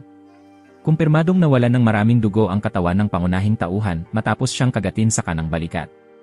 Lumapit si Orochi at nagtanong kung ano raw ang nangyari sa bilis at lakas niya kanina, parang bigla raw nawala ang lahat ng iyon. Marahil ito na raw ang pagkakataon nilang tapusin ang lahat habang nasa mas masahol pa siyang kalagayan kaysa sa simula. Ipinag-utos ni Orochi sa kanyang mga halimaw na tapusin na ang laban. Nemeki ay nasa desperado ng kalagayan. Pinipilit niyang maunawaan kung anong aksyon ang dapat niyang gawin. Dapat ay may pahiwatig, isang palatandaan na maaari niyang sundan at gamitin para kumilos. Yung pakiramdam na tila nasa zone siya at kayang-kaya ang lahat gamit ang lakas niya, bigla na lang nawala. Gulo ang isip niya habang paikot-ikot ang kilos. Kung gagamitin niya muli ang kakayahang iyon, baka mag-iba ang kalalabasan, pero sa parehong panahon, baka lalo lang siyang masaktan at mapahamak. Ginamit niya muli ang God Test upang kalkulahin ang pinakamaayos na kilos base sa mga nangyari, at napagpasyahan ni Nemeki na gawin yon muli. Ang lakas na yon ay nagmumula sa loob niya, tila handang sumabog at lumikha ng kabuluhan, hindi lang sa paligid kundi pati sa loob ng sarili niyang katawan. Nang sumugod ang halimaw, ngayong pagkakataon ay nagawa ni Nemeki na umiwas at sumugod din pabalik sa parehong sandali. Hawak ang kanyang espada, inihampas niya ito sa mga ngipin ng halimaw, sapat na matibay ang mga yon na kahit ngayon ay hindi pa rin bumibigay. Ramdam niya ang malakas at nakamamanghang lakas na nakakaharap niya. Lubos siyang nalalamangan sa lahat ng aspeto ng lakas na yon. Sa huli, kahit ang paggising ng kapangyarihan niya ay nauwi sa wala. Si Nemeki ay nilalamon sa iba't ibang paraan. Sumisigaw ang katawan niya sa sakit at ang ulo niya ay umiikot na parang trompo. Pagtingin niya pababa, doon siya tinamaan ng apoy ng halimaw, isang direktang tama. Naitapon siya muli ng sunod-sunod na mga atake mula sa bawat halimaw, walang patid. Hanggang sa tuluyan na siyang mapilitang umatras sa sobrang pressure, at nagsabi na ang system na na-activate na ang damage reduction ability, pero kahit ganoon ay hindi pa rin nakayang saluhin ang lahat ng pinsala. Malapit na siyang mamatay, isang maliit na pagkakaiba lang ang pagitan sa isang fatal blow na naiwasan niya bago tuluyang bumagsak. Doon na sumigaw si Orochi, tinatanong kung hanggang kailan pa siya magpapanggap at maglalaro, sabay utos sa kanyang mga halimaw na tapusin na ito. Ngayon, patuloy na nag-iisip si Miki kung ano pa bang magagawa niya, kung may kahit anong estratehiyang pwede niyang gamitin sa panig niya. At doon, itinuro mismo ng demonyo ang isang halimaw, tinatanong kung ano raw ba ang ginagawa niya at nakatayo lang. Napagtanto ng bida na may isang halimaw na hindi gumagalaw, tila nililinis lang nito ang dugo sa kamay nito gamit ang dila. Hindi lang iyon, pati ang ibang halimaw ay naging interesado rin. Hindi maunawaan ni Orochi kung ano ang biglang nangyayari. May mali sa lahat ng halimaw. Nang mapansin niya ito, napagtanto niyang tila nalasing ang lahat ng halimaw matapos makainom ng dugo ng bida. Bigla silang tumigil sa pagiging nakakatakot at naging kakaibang cute, hanggang sa punto na pati si Orochi ay hindi na rin alam ang gagawin. Pare-pareho silang may katawa-tawang tingin sa mga mata. Doon na rin tumigil si Miki para subukang unawain ang nangyari. Naalala niyang dahil sa body fortification na ginamit niya kanina, tumaas ang alcohol level sa dugo niya, kaya't naging lasing ang pakiramdam niya. Dahil doon, napunta siya sa berserker state. Ngayon ay nauunawaan na niya ang buong sitwasyon, nalasing ang mga halimaw kahit konting dugo lang ang nainom nila mula sa kanya. Katulad sa alamat ni Yamada no Orochi, at ang pagmamahal nito sa alak, gamit ang katawan niyang ito, mukhang maaari niya pa itong ulitin at gawing panig niya ang mga halimaw. Ngumiti siya, habang si Orochi ay tuloy-tuloy pa rin sa pagsigaw sa kanyang mga halimaw na kumilos man lang kahit minsan. Gusto na sanang patigilin ni Orochi ang mga halimaw niyang tanga sa kakaibang pag-ugali, pero wala na siyang magawa ngayon. Dapat ay naaalala na nila ang nangyari noon, pero heto't nag-asal ulit silang parang mga sira sa pinakakritikal na sandali. Paglingon ni Orochi, nakita niyang hinihiwa ni Nemeke ang sarili niyang braso upang makakuha ng dugo at inumin ito. Kung ganoon nila kagusto ang likidong iyon dahil masarap ito para sa kanila, handa siyang ialok ito sa mga halimaw. Nagulat si Orochi at tinanong kung ano ba talaga ang binabalak niya. Saka inactivate ni Miki ang kanyang enhanced physical fortification ability.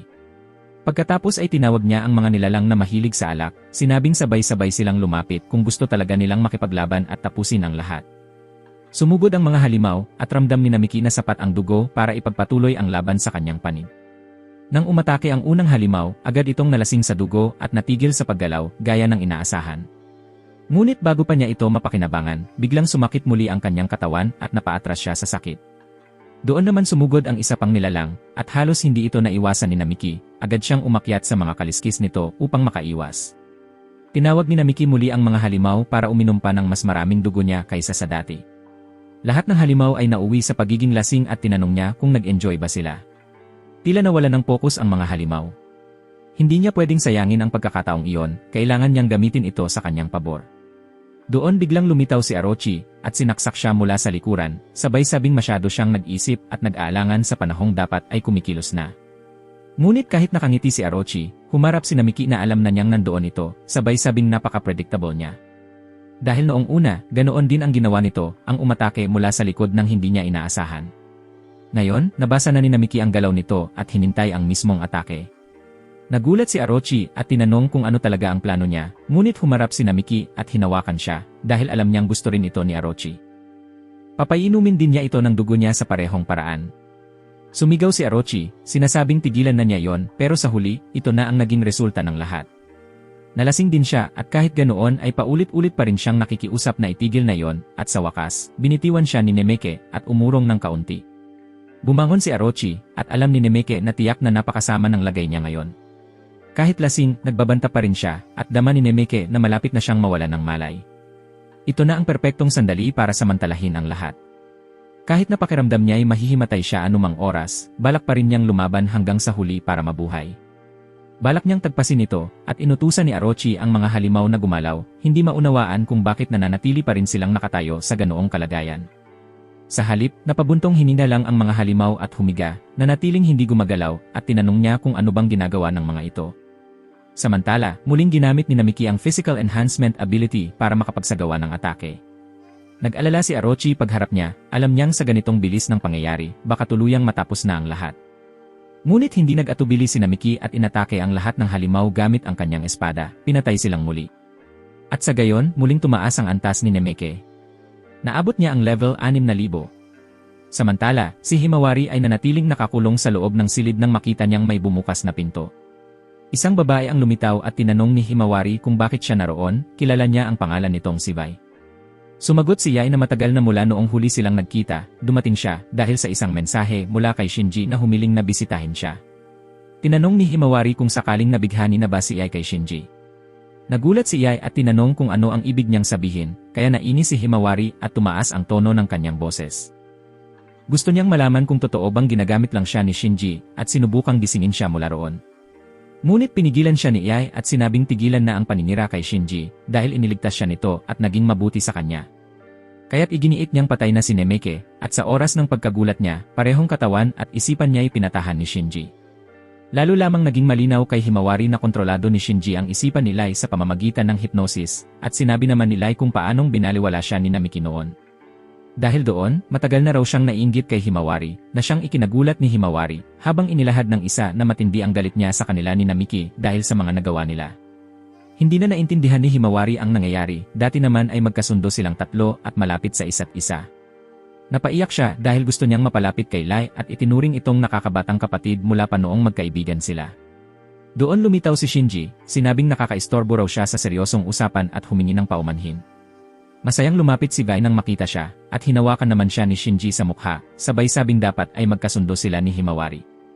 Humingi ng paumanhin si Ai dahil masyado raw siyang nadala sa damdamin, at kinausap ni Shinji si Himawari, sinabing dapat ay maging mabait siya sa kanyang mahal na kapatid, gaya ng ginagawa niya. Na ginagamitan niya ito ng hypnosis at gumagawa ng masasamang bagay.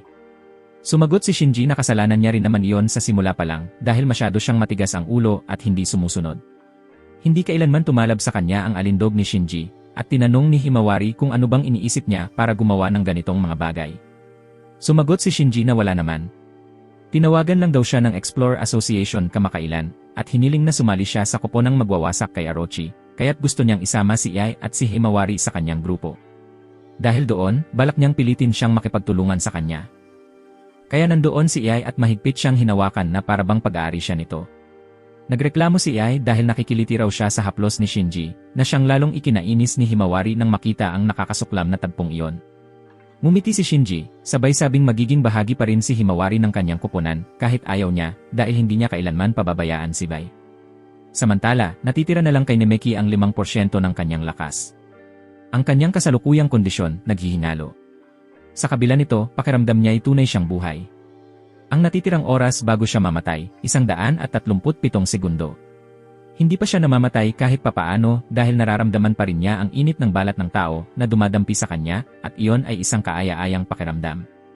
Hindi pa niya alam na nakapatong na pala ang kanyang ulo sa hita ni Orochi at nag-abiso na ang sistema, 90 segundo na lang bago siya mamatay.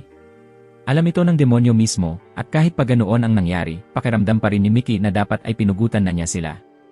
Pero sabi ni Orochi, sayang lang. Dahil may natitira pa raw.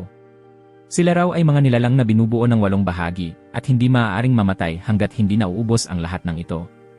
Nagreklamo ang bida dahil isa raw siyang halimaw, at muli, nalungkot si Orochi sa narinig, bastos raw kasi matawag na ganoon.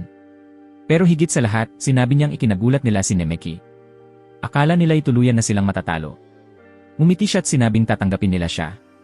Ang natitirang oras bago mamatay ang bida, 30 segundo. Hindi naman alam ni Nemeki kung ano ang tinutukoy niya, kaya't nainis si Orochi dahil ayaw niyang paulit-ulit ang sinasabi. 10 segundo na lang bago mamatay si Namaki, at ramdam ni Orochi na seryoso na talaga ang sitwasyon. Kaya't nagmadali siyang kumuha ng kung anong bagay mula sa isang magic circle, at tinanong ng bida kung ano ang balak niyang gawin. Ngunit ngumiti lamang siya dahil balak na raw niya itong gawin agad. At itinarak niya ang isang punyal sa dibdib ni Namaki. Inaalay ni Orochi ang kanyang panggabing pagbati sa kanyang amo, at sa sandaling iyon, nagsimula ang banal na pagmamasid ng sistema. Nagkaroon ng pagtaas sa pagsasabay ng enerhiya ni Nemeki at Orochi. Sinuri ng sistema ang koneksyong iyon at lalo pa itong pinataas sa pagitan nila. Dahil dito, nakakuha siya ng mga bagong kakayahan at ang kanyang mga estadistika ay tumaas ng labis dahil sa bagong koneksyon. Pagkagising ng pangunahing tauhan, nakita niyang isa sa mga halimaw mula kanina ay nasa tabi niya at agad siyang napabangon sa gulat. Pero napagtanto niyang nakatingin lang pala ang nilalang sa kanya at wala namang ginagawa.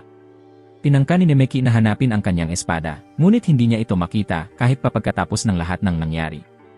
Naglaho na ang kanyang espada at sa halip na mahawakan ito, ay isang bagay ang nadampi sa kamay niya na hindi dapat at doon niya na-realize na si Orochi pala ay katabi niya. Nagulat siya muli, nagtataka kung kailan ito nangyari at hindi maunawaan kung paanong ang kalaban niya ay katabi niyang natutulog. Pero higit sa lahat, siya mismo ay nalito dahil hubot-hubad siya at hindi niya alam kung ano ang dapat niyang sabihin sa ganitong kakaibang sitwasyon. Kaya imbes na magsalita, tumayo na lang si Nemeki para kunin ang kanyang mga gamit at umalis agad. Doon lumapit ang isa sa mga halimaw at dumantay sa kanya, dahilan upang mapabulong siya ng tama na yan. Dahil dito, nagising si Orochi, nagrereklamo sa ingay na ginagawa nila at sabay napansin ang eksenang nasa harap niya. Tuwa siyang makita na nagising na ang kanyang amo. Maya-maya, nakahanap si Nemeki ng mga bagong kasuotan. At pinuri siya ni Orochi dahil bagay raw sa kanya ang mga iyon, kahit na ninakaw lang niya ang mga damit na iyon mula sa ilang tao sa loob ng dumsyon. Gayunman, may taglay raw na proteksyong mahika ang mga kasuotan, kaya't magsisilbing pantanggol para sa kanyang amo, kaya't hiniling ni Namiki na ipaliwanag niya ng mabuti ang sitwasyon. Hindi niya maunawaan kung bakit buhay pa siya, kahit alam niyang dapat ay patay na siya matapos ang labanan. Saka lang napagtanto ng demonyo na hindi pa pala niya ito na ipapaliwanag, kaya't naupo silang dalawa sa isang mesa upang uminom at mag-usap. Sabi ni Orochi, isa itong kontrata na kapwa nilang ginawa dahil minsan nang namatay si Nemeki, ngunit bago iyon mangyari ay nagawa nilang pagsabayin ang kanilang mga katawan. Kaya ngayon, napagtanto ng pangunahing tauhan na ang alaala niya noon ay hindi katang-isip, totoong tinusok nga ni Orochi ang kanyang dibdib. Dahil doon, dapat ay nasa kaparehong kalagayan na siya ngayon tulad ng sa kanya, kaya't naisip niyang baka naging halimaw na rin siya. Itinanggi niya ito, ipinaliwanag na mula ngayon ay konektado lang ang kanyang amo sa kanya. Nagtanong si Namiki kung ano ang ibig sabihin yon. Sa sandaling iyon, nag-isip si Orochi kung paano niya ito maipapakita ng mas malinaw, kaya hiniling niyang ipikit niya ang kanyang mga mata at utusan siyang ipahiram ang kanyang mga mata. Kahit hindi niya lubos na naintindihan, sumunod si Namiki at nagtanong kung ano talaga ang tunay na pangalan ng babae. Doon lang napagtanto ng dalaga na hindi pa pala siya kailanman nagpakilala ng maayos, kahit palagi siyang tinatawag na Orochi. Ang tunay niyang pangalan ay Hachi, at kaya ginawa ni Namiki ang sinabi niya, pumikit at iniutos sa kanya na ipahiram ang kanyang mga mata. Pagdilat niya, nagkaroon siya ng magkahalong damdamin, at tinanong siya ni Hachi kung ano ang pakiramdam ng makita ang sarili mula sa kanyang pananaw. Sumang-ayon si Namiki na medyo kakaiba ito, pero mas naintindihan na niya ngayon kung ano ang gustong iparating ni Hachi kanina. Sa madaling sabi, napagtanto niyang kayanan niyang gamitin ang kapangyarihan ni Hachi, at natawa ang dalaga bilang pagsang-ayon dahil mabilis niyang naunawaan. Dapat ay tumaas ng husto ang mga estadistika ng pangunahing tauhan mula noon, kaya't napagpasyahan niyang ipaliwanag ang mga detalye ng mas maayos. Samantala, nasa isang silid pulong sa ikatlong palapag ng Explorer Association, kung saan isinasagawa ang pagpupulong. Ang pinuno ng Subjugation Squad, isang rank explorer na si Ishihara Katsuhiko, ang nagsabi na tinipon niya ang lahat upang pag-usapan ang pagpuksa kay Orochi. Kamakailan, tumaas ang bilang ng mga pag-atake sa mga dungsyon sa mga lungsod kung saan may kinalaman si Orochi. Sa ngayon, ang kaya lamang nilang gawin ay kontrolin ang mga buntot ni Orochi at tulungan ang asosasyon sa pamamahala ng mga lungsod at sa kabuluhang naiiwan, kahit nasangkot na rin ang pulisya at mga investigador. Ang pinsalang idinulot sa mga lungsod ay labis na malaki kaya't kinailangan nilang simulan muli ang muling pagtatayo. Sa puntong ito, alam na nilang may 6 na anyo si Orochi, at natuklasan na rin nila ang kanyang kahinaan batay sa pinakabagong laban, ayon kay Ayaka Kyogoku, ang receptionist. At ang kahinaang tinutukoy ay ang mataas na konsentrasyon ng alkohol. Sa mga nakaraang labanan, matapos nilang ma-inject ang alkohol sa target, nagawa nilang magdulot ng malaking pinsala. Naiintindihan na nila ngayon kung bakit nalalasing ang mga halimaw tulad ng tao. Mukhang totoo nga ang alamat ng Yamato no Orochi. Sabi ni Ishihara, nakikipagtulungan sila sa isang mas malaking kumpanya sa panahong ito dahil kailangan nila ng malaking imbakan ng alkohol. Dahil dito, agad silang magsisimula ng paghahanda, at ang lokasyong napili nila ay ang ika-4 na palapag ng dungsyon. Doon nila balak akitin si Orochi at lasingin ito ng husto para maisagawa ang huling hakbang upang wakasan ang lahat. Sabi ni Hidaka, kailangang magkaisa ang lahat para labanan at talunin si Orochi. May itatalaga silang mamumuno sa frontline. Biglang may pumasok sa silid at sumigaw na siya na ang bahala sa lahat. Si Shinji iyon, kasama ang ilang babae sa kanyang likuran. Kilala ni Ishihara kung sino siya, ngunit ayaw niyang maging bastos, kaya't maingat siyang nagtanong kung talaga bang kaya niya ang sitwasyon. Sumagot si Shinji na makakaasa sila dahil handa na ang kanyang koponan at kayang-kaya nila ang tungkulin. Nagulat si Ishihara dahil hindi lang mahusay ang grupo ni Shinji, kundi pati si Himawari ay sumama na rin sa kanya. Samantala, sa loob ng dungsyon, gumagalaw si Hachi at ang pangunahing tauhan sa loob ng isang bolang gawa sa tubig habang dumadaan sa ilog. Namangha si Namiki dahil napakakombinyente talaga ng mahika. Ngayon niya lang tunay na naunawaan kung bakit siya palaging natatalo sa mga laban noon. Pagkatapos ng lahat, naalala niyang mabilis din siyang narating ni Hachi kahit na ilang palapag ang pagitan nila noon at ngayon alam na niyang dahil pala sa paggamit nito ng tubig para makapunta roon. Tumawa si Hachi dahil alam niyang kahanga-hanga iyon. Lahat ng iyon ay salamat sa kakayahan niyang gumamit ng mahika sa ganoong paraan, pero aminado siyang nakakapagod ito. Mas madali raw kapag nagiging dragon siya.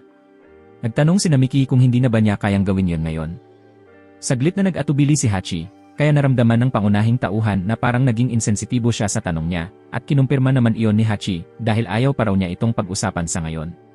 Kahit medyo nagtaka si Nemeki, pinili na lang niyang ibaling ang usapan dahil ipapaliwanag raw ni Hachi kung bakit sila nagmamadaling umalis sa dungsyon. Doon niya siya tinawag na Ginoong Nemeki, bagay na ikinabigla ng lalaki dahil hindi siya sanay tawagin ng ganoon. Sabi naman ni Hachi na natural lang na tawagin niya siya ng ganoon dahil naging amo na raw niya ito mula ngayon. Kahit tumutol si Namiki, nagpatuloy pa rin si Hachi sa pagtatanong lalo na't nagmamadali raw sila at tila may mahalagang nangyayari. Doon na ipinaliwanag ni Namiki na kaya sila nagmamadali ay dahil kailangang iligtas si Himawari mula sa maruming plano ni Shinji. Sa narinig, tinanong ni Hachi kung kasintahan ba niya ang babaeng iyon, at agad niyang itinangging ganoon, sinabing iniidolo lang niya ito.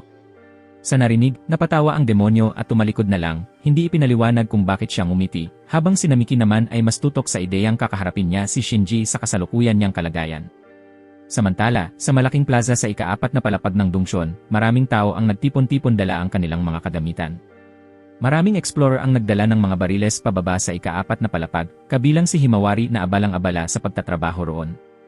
Lumapit si Ishihara at tinanong kung maaari ba silang mag-usap sandali, at agad namang pumayag si Himawari. Nagpasalamat siya sa pagsali ni Himawari para makibahagi sa pagsupil kay Orochi kasama ng lahat. Ang totoo niyan, mahirap talaga para sa isang henyo na babae na mag-debut bilang explorer habang nasa high school pa lang. Si Himawari ay naging isang A-rank explorer sa record na oras at nag-iwan ng matinding impresyon sa maraming tao dahil sa kanyang mga ginawa. Pinagsabihan siya ni Ayaka na parang lumalampas na ang pagkapanatik niya sa kanyang pananalita, kaya humingi ng paumanhin ang pinuno. Gayunman, tinanong niya si Himawari kung bakit siya sumali sa grupo ni Shinji dahil narinig raw niyang masama ang reputasyon ng lalaki. Nag-atubili si Himawari na sumagot habang naaalala ang mga banta ni Shinji sa kanya tungkol sa kung anong mangyayari kapag iniwan niya si Gai. Dahil doon, nasaksihan niya ang lahat ng kahihiyang ginawa nito at ngayon ay alam niyang hindi niya maaaring iwan si Gai. Nang manahimik siya, tinanong siya ni Ishihara kung may problema ba at agad niyang itinangging meron, ipinaliwanag na matagal na raw niyang kilala si Shinji. Sa isipan niya, nangangakong ililigtas niya si Gai anuman ang mangyari, habang lihim siyang lumingon sa mga explorer na napapalibutan ng mga babae, kasama na si Gai na nasa ilalim pa rin ng hypnosis. Kung naroon lang sana si Namiki, maaaring iba ang naging takbo ng lahat. Ngumiti ng masama si Shinji nang mapansing pinagmamasdan siya. Alam niyang nasasaktan si Himawari sa ginagawa niya. Ngunit kahit ganoon, hindi pa rin siya natitinag. Kailangang makahanap siya ng pagkakataon para mabasag ang hypnosis na nilikha gamit ang charm ni Shinji. Bigla na lang may dumating at nagsabi na may bagay na kagaya ni Orochi ang na-detect na papalapit, at lahat ay pinulong agad. Sa ika-4 na palapag, sa isang malaking plaza, 15 humanoid form ang na-detect ng mga explorer. Napansin din ito mismo ni Namiki at agad niyang hiniling kay Hachi na huminto muna sa paglalakbay. Kahit hindi niya maintindihan, sumunod pa rin siya. Huminto si Hachi, at nagreklamo ang pangunahing tauhan dahil bigla raw itong tumigil ng sobrang tindi, pero sagot naman ni Hachi, siya mismo raw ang nagsabi niyon. Sabi ng lalaki, parang may mga explorer sa paligid at target nila si Hachi. Hindi ito maintindihan ni Hachi, kaya ipinakita niya rito ang cellphone, na agad nitong naalala bilang isa sa kanyang mga gamit. Nakita ni Hachi sa screen na parang mga anak niya ang nasa balita. Ito'y isang ulat tungkol sa ika-8 pagtitipon ng subjugation group na malapit ng maganap. Sa wakas, naintindihan niya na mga kalaban pala ang mga naroon, at tinanong niya kung ano ang dapat nilang gawin tungkol dito. Sagot ng pangunahing tauhan, maaari muna silang manmanan ang kilos ng mga ito, at ginamit niya ang God's Test para paganahin ito. Ngunit nagulat siya nang gamitin ang kakayahan dahil nakita niyang magkasamang naglalakad sina Himawari at Shinji. Sa katunayan, tila sinabi sa kanya na patay na si Namiki at inaasahan nilang maniwala siya roon, gaya ng inaasahan. Gayunpaman, nagtataka pa rin siya kung ano ang nangyari sa pagitan nila sa mga panahong ito, at inamin din ito ni Hachi. Alam kasi niya na si Shinji ang nagdulot kay Namiki ng matinding paghihirap. Hindi naman siya ganoon kapopular. Katabi pa nito ang babaeng hinahangaan ng kanyang master, kaya natawa si Hachi dahil alam niyang may magandang nangyari. Samantala, sinabi ni Shinji kay Himawari na sila ang inatasang maging frontliners at dapat niyang galingan ang trabaho. Katabi niya, bahagyang tumawa si Gai, sabing huwag niyang ipahiya si Shinji sa kapabayaan. Napatawa rin si Shinji, sabay sabing medyo bastos iyon, pero si Gai ay tumawa lang at humingi ng paumanhin kay Himawari na nanatiling tahimik. Gusto na sana niyang basagin ang charm nito, pero hindi siya ganoon kagaling sa ganitong bagay. Kailangan niyang bantayan si Gai sa ngayon. Mukhang makakalaban nila si Orochi, at maaaring iyon na ang pagkakataong hinihintay niya. Bigla silang natigilan nang makarinig ng sigaw mula sa tabi. Lahat ay napalingon, at isang lalaki ang gumamit ng binoculars saka tinawag si Ishihara upang ipakita ang sitwasyon dahil may isang napakalaking heat source na na-detect. Lumapit ang pinuno at tinanong kung si Orochi na nga ba ang kanilang nakikita, ngunit ang lumitaw ay napakaraming halimaw na tila may isang taong tumatakbo sa unahan. Mukhang may babaeng hinahabol, kaya agad nagbigay ng babala si Ishihara sa iba. Sabi ni Ishihara na ang kaligtasan ng babaeng iyon ang pinakamahalaga. Dapat nilang tulungan ang babae habang iniiwan si Orochi sa pangangalaga ng grupo ni Shinji, at sang-ayon ang lahat ng explorers sa sinabi. Sang-ayon din si Shinji sa utos ng leader, kahit iniisip niyang nakakainis siya sa palaging pagsabi ng nakakabagot na mga bagay. Sinabi ni Shinji sa kanyang grupo na ibigay ang kanilang makakaya para sa grupo, at pumayag sila, mabilis na tumakbo patungo sa mga halimaw. Nagsimula ng gamitin ng mga babae ang kanilang mga kapangyarihan sa pakikipaglaban, at mumiti si Shinji, hinihiling kay Himawari na siyang henyo at kagandahan na umatake rin. Wala siyang magawa kundi pumayag sa kahilingan kahit ayaw niya. Ngayon, hahanap siya ng pagkakataon laban kay Orochi para maisakatuparan ang misyon, nang nahulog ang babaeng hinahabol sa lupa, nagsasabing natakot siya. Lumabas si Himawari na tumatakbo, sinabing delikado iyon, at ginamit ang kanyang espada para patayin ang halimaw. Pinabagsak ng kanyang espada ang halimaw, at tinanong niya ang babae kung ayos lang siya, na sumagot na dahil lamang nailigtas siya. Tumakbo naman ang ibang explorers para tulungan ang babae, sinabing iwan nila ang mga halimaw kay Himawari habang inaalagaan nila siya. Tunay na tagumpay ang unang hakbang ng plano. Nakilala na ni Hachi na siya nga ang babaeng hinahangaan ni Namiki. Hindi naman pangit. Samantala, dumaan ang babae kay Shinji, at napansin niyang talaga namang napakaganda nito. Plano niyang gamitin ang kanyang charm sa babae mamaya. Habang ganoon, sa isip ni Hachi ay binabatikos niya si Shinji na talagang walang klase, sabay tawa sa loob. Sana raw ay matapos na agad ang laban dahil magkakasama na silang lahat. Bukod dito, kailangan na niyang ipigil ang paggamit ng kanyang mga buntot bilang distraksyon. Napansin ni Himawari na biglang lumihis mula sa kanya ang halimaw na nilalabanan niya. Sa katunayan, lumipad ito diretsyo kay Shinji at sa mga babaeng gumagamit ng kanilang mga kapangyarihan na nagdulot ng tensyon at pag-aalinlangan sa kanilang mga kilos. Natakot na lumingon si Shinji nang makita ang halimaw na lumilipad papunta sa kanya. Nang tumalikod siya para tumakbo, may naganap na isang malakas na pagsabog. Hindi niya maintindihan kung bakit siya lang ang sinusundan ng halimaw na yon. Kaya ginamit niya ang kanyang kapangyarihan sa grabidad para pigilan ang kilos nito at agad na inactivate ang kanyang kakayahan. Ngunit nagulat siya nang manullify ang kanyang abilidad sa sandaling ginamit niya ito. Ito ay gawa ni Hachi, na tumawa sa isip dahil ginamit niya ang kanyang destructive magic invalidation, kaya naiwan ang mga halimaw na nagpipressure sa mga explorer. Bumagsak si Shinji sa lupa, nagtatanong kung ano ang ginagawa ng kanyang grupo, at sumisigaw sa mga babae na magmadali at protektahan siya. Dahil sa hypnosis, agad silang sumang-ayon, ngunit bago pa sila makagawa ng anuman, lumapit si Himawari sa harap. Tinanggap niya ang atake ng halimaw ng harapan at bumagsak sa lupa. Bumulong si Hachi na gulat, tinawag siyang hangal dahil nasaktan siya sa pagharap ng ganito. Sigurado siyang magagalit ang kanyang amo dahil dito. Bumagsak si Himawari sa lupa habang tinitigan siya ni Lai nang hindi maintindihan kung bakit.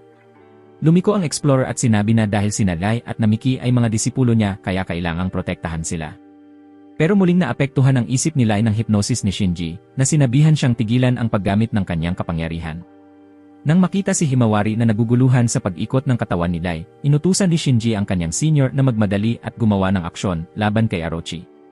Kung hindi, si Elway ang magdurusa. Sumigaw si Himawari na tigilan yon, habang buntong hininga si Hachi, na-realize na delikado talaga ito at baka mapilitan siyang iwan ang iba kay Shinji. Habang pinapasa niya ang impormasyong iyon kay Namiki, tinawag niya muli ang isa pang buntot ni Orochi na muling nagdulot ng kaba sa mga explorer. Biglang pumatay ang isang tao sa mga halimaw gamit ang ilang mga slash. Natatakot si Himawari nang makita ang protagonistang papalapit at agad niya siyang nakilala. Medyo nagulat, tinanong ni Himawari kung siya nga ba yon, ngumiti si Nemeki at dali-daling tumakbo papunta sa kanya nang makita siyang bumagsak sa lupa. Sabi ni Himawari ayos lang siya na nagdulot ng ginhawa kay Nemeki pero gusto pa rin niyang malaman kung bakit siya nandyan. At higit sa lahat, naguluhan siya dahil malaki ang pagbabago ng aura ni Nemeki. Pagkatapos ng lahat, nakita niyang natalo ni Nemeki si Orochi sa isang suntok lang kaya nagulat siya sa nakita. Sabi ni Namiki na marami nang nangyari mula noon at tinanong kung ano naman ang ginagawa niya doon. Sabi ni Himawari na gusto niyang kunin ang mga gamit niya na naiwan, tapos tumingin siya kay Shinji na nakahiga pa rin sa lupa. Tinitigan din ni Namiki si Shinji nang magkita sila muli, at pagkatapos ng sandali ay tumayo si Shinji habang inaalala siya. Nagulat siya at tinanong bakit siya nandyan pa, paano siya buhay pa rin kahit ang tagal na sa loob. Naiintindihan ni Namiki ang kanyang pagkalito. Pagkatapos mapatay niya, maraming nangyari sa loob ng dungeon. Nagulat si Himawari nang marinig iyon. Palagi niyang iniisip na kakaiba ang sitwasyon at parang may mali nga kay Shinji. Natawa ang explorer nang makita na sinisisi na niya ito ng mga kakaibang bagay kahit wala naman siyang ginawang masama. Itinuro niya si Namiki at tinanong kung ano ang balak nito doon, na antukin pa lamang siya at level 100 mahina. Kahit mapagtagumpayan niya si Orochi sa isang swerteng laban, hindi ibig sabihin na malakas na siya. Sa malayo, naiinis si Hachi dahil basto sila sa kanyang amo. Pero siya ang nagsalita. Sumiklab ang aura niya at tinakot ang mga explorer sa paligid. Pati si Shinji natigilan sa pagkagulat, hindi maintindihan ang nangyayari sa kakaibang pressure na yon. Natungguan si Ayaka nang makita ang ganyang kapangyarihan, kitang-kita ang malaking pag-usbong kumpara sa lahat ng nakita nila hanggang ngayon. Hindi siya makapaniwala, nagtaka kung ano ang nangyari sa stats ni Nemeki para magising ang ganitong lakas sa loob lang ng ilang araw. Iyon ay dahil ang kanyang pagsusuri ay nagpakita lamang na nasa level 6,000 si Nemeki na may iba't ibang kakayahan at stats na hindi masukat. Nagkatitigan ang dalawang explorer ng ilang sandali hanggang lumapit si Nemeki, na ikinabahala si Shinji dahil hindi niya maintindihan ang kakaiba sa lalaki. Tinanong ni Lai kung ayos lang siya dahil nakita niyang literal na natakot siya hanggang nabasa ang kanyang sarili, kaya nagalit si Shinji at sinabihan siyang tumahimik. Sinampal niya ang babae sa mukha at nag-alala si Himawari para sa kanya, pero si Nemeki ang talagang nagulat dahil hindi niya nakilala si Lai. Habang tumatayo si Shinji, natawa siya sa kalungkutan na kahit matagal na silang magkita, hindi pa rin siya nakikilala nito. Tahimik lang ang babaeng nasa lupa habang pinapakinggan ito, at tinanong ng bida kung ginagamit pa rin niya ang kanyang hypnosis sa kanya buong panahong iyon.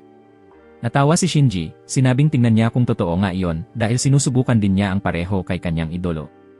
Nagulat si Nemeki kay Himawari at sinabi nito na inakala niyang kakayanin niya ang lahat pagkatapos marinig ang balita tungkol sa kanyang pagkamatay. Pero nakakalungkot dahil hindi gumana ang plano niya at nahulog siya sa mga manipulasyon ni Shinji. Bilang isang arrant na adventurer, hindi sapat ang kapangyarihan niya para kontrolin si Himawari pero hindi niya inalintana yon. Kaya imbes na si Himawari, ginamit niya ang kapatid nitong babae at kinontrol ito gamit ang kanyang mga kapangyarihan. Palagi siyang napipilitang masaktan muli dahil sa mga kapangyarihan ni Shinji habang nananawagan sa kanya na huminto, na lalo lang nagpahamak kay Nemeki. Nagmakaawa ang babae na itigil na nila yon dahil para rin sa ikabubuti ni Shinji, tapos sumugod siya upang atakihin sila at pawalang bisa. Depensahan ni Nemeki ang walang humpay na mga atake nito, habang nangangako siyang papatayin silang lahat ng may buong galit ng kanyang puso. Nagulat si Nemeki sa labis na lakas na ipinapakita ni Lai. Tila hindi na siya mismo. Kaya naghanda si Himawari na harapin si Shinji ng diretsyo. Natawa ang explorer nang mapansin niyang sinusubukan siyang hadlangan ni Himawari at pinayuhan siyang huwag gawin yon dahil napakasamang ideya yon. Sinubukan ni Nemeki gisingin si Lai, pero sumigaw ito sa kanya na tumahimik dahil hindi man lang siya napansin noon. Napansin ni Hachi na abala ang kanyang master, na ikinagulat siya pero alam niya na kung ano ang dapat gawin. Kaya sumabak siya sa laban para tulungan sila. Nagulat si Shinji nang makita ang babae mula kanina na biglang sumugod at ginamit ang destruktibong mahika na extra gift, direktang tumama sa katawan ni Lai. Pagkatapos ng atake, napatingin si Lai, nakabawi sa kanyang sarili at nalito sa nangyayari. Tinanong ni Nemeki kung tuluyan na ba siyang bumalik sa normal at nagulat si Ai sa kanyang direksyon. Naginhawa si Nemeki dahil nakalaya na siya sa manipulasyon ni Shinji at pumayag ang babae, tumayo at muling kinuha ang kanyang espada. Gusto niyang sabihin ang isang mahalagang bagay sa kanya, kaya natawa si Hachi habang lumalapit, nakikilala na bumalik na siya sa normal dahil sa kanyang kapangyarihan. Napagtanto ni Nemeki na ginamit ni Hachi ang destruktibong mahika para sirain ang pangkulam na ginamit sa kanya. Nagulat si Shinji at tinanong kung ano ang nangyari pero hindi siya pinansin. Lumapit si Hachi kay Nemeki dahil ginawa niya ang lahat ng kaya niya at saka siya purihin ng maayos. Nagreklamo si Nemeki dahil lagi itong dumidikit sa kanya pero kontento na siya dahil maayos naman ang pangakong iyon. Tiningnan ni Ai ang eksena at tinanong kung sino ang magandang babaeng iyon pero bago niya masagot, sinabi niya na kung si Himawari iyon, kailangan na niyang sumuko. Biglang sumabog ang kapangyarihan ni Lai na ikinagulat din ni Namiki dahil sa biglaang kilos niya. Pero hindi iyon inalintana ni Lai dahil matagal na niyang hinahangaan si Namiki mula pa noong una. Noong nasa paaralan pa siya, nang may isang lalaking muntik na siyang umatake kay Namiki, sumugod siya at iniligtas niya siya. Simula noon, naging interesado na siya sa kanya nang pumasok siya sa dojo. Laging inaalagaan ni Namiki si Ai at kahit na nadidismaya siya sa training, palagi siyang ina-encourage nito. Ngunit palaging nakatingin si Namiki kay Himawari gamit ang parehong mga mata. Nang marinig niyang namatay si Namiki, nakaramdam siya ng matinding kawalan sa sarili. Pero nang makita niyang kasama niya si Hachi, sumigaw siya, nagtatanong kung bakit kailangang si Hachi ang kasama niya. Halos matamaan si Orochi ng diretsong atakehin, pero sumugod si Namiki para ipagtanggol siya mula sa galit na atake ni Dai. Hindi iyon mapapatawad ni Dai, kaya natawa si Shinji dahil palaging umaaktibo at lumalakas ang kapangyarihan niya sa pangkukulam ng emosyon na nagpapalakas pa lalo ng negatibong damdamin. Pinapalala nito ang emosyon hanggang maging tunay na sumpa ng puso. Lalo lang nitong pinatindi ang galit ni Namiki. Bagamat natawa pa rin ng may kapalaluan at kayabangan si Shinji, marahil panahon na para maging mas marahas. Naapektuhan niya si Ai na nananawagan sa kanya na tumigil at napagtanto ni Namiki na masasaktan niya ito kung susubukan niyang lumaban sa ganitong sitwasyon. Iniisip niya kung ano ang dapat gawin nang biglang sumugod si Himawari kay Shinji, inatake siya at nabasag ang aksesoryo na gamit nito. Nagulat si Shinji sa nangyari at umatras ng mas malayo kaysa dati. Habang naghahanda si Himawari na muling umatake, sinabihan siya ni Shinji na tumigil na dahil sapat na yon. Mataas ang boses ni Shinji, sinasabi na babae lang siya habang siya ay isang lalaki na ayaw sumuko sa kahit ano. Muling ginamit ni Shinji ang kanyang kapangyarihan sa pangkukulam, ngunit mas malakas pa kaysa dati. Agad na nahulog si A sa kapangyarihang iyon, ikinabahala ang dalawa pang kasama, habang inuutusan siya ni Shinji na ibigay ang lahat at maging ganap na kanya. Habang siya'y natatawa, nagtatanong si Nemeki kung ano ba talaga ang intensyon ni Shinji sa pananakit ng babae ng ganoon kalala. Sinubukan niyang lapitan para tulungan si A, pero wala siyang magawa dahil nilalason siya ni Shinji ng galit, inggit, kalungkutan, at kahihiyan na unti-unting bumabalot sa loob niya. Lumabas ang kapangyarihan ni Shinji sa ganitong paraan. Gusto niyang kunin lahat ng iyon para siya mismo ang maging mas malakas. Sa ilalim ng hipnotismo ni Shinji, pumayag si A na ialay ang lahat sa kanya, at pumasok ang kapangyarihan ni Shinji sa kanyang katawan, ikinagulat si Himawari sa kakilakilabot na eksena. Napuna ni Hachi kung gaano kasuklam si Shinji, isang lalaking gumamit ng negatibong emosyon ng iba para gawing sarili niyang kapangyarihan, at unti-unti niyang binabasag si Bai. Si Shinji ay kitang-kitang natuwa sa pagdaloy ng kapangyarihan sa kanya. Si Himawari ang unang sumugod upang itigil ang sitwasyon. Kasabay nito, gumamit si Shinji ng kapangyarihan sa grabidad bilang panlaban. Bigla ang huminto ang galaw ni Himawari, ikinamangha si Shinji sa lakas nito. Parehong arank sila, ngunit mas malakas si Shinji. Kahit ganun, hindi sumuko si Himawari. Kinakailangan niyang talunin si Shinji at iligtas si Bai gamit ang kanyang mga atake. Sa tabi nila, nilalasap ni Shinji ang perpektong pagkakataon. Nasa ganitong kalagayan si Ai dahil kay Himawari, kaya sinasabihan niya itong lumuhod at magmakaawa na. Lumalakas pa lalo ang kapangyarihan ni Shinji na kumukuha ng enerhiya, higit pa sa dati nang pinipigilan ni Nemeki na masaktan si Bai. Sinabihan niya si Shinji na itigil iyon dahil nilalait niya si Himawari at sinasaktan si Dai, ginagamit ang damdamin nito para sa sariling kapakinabangan.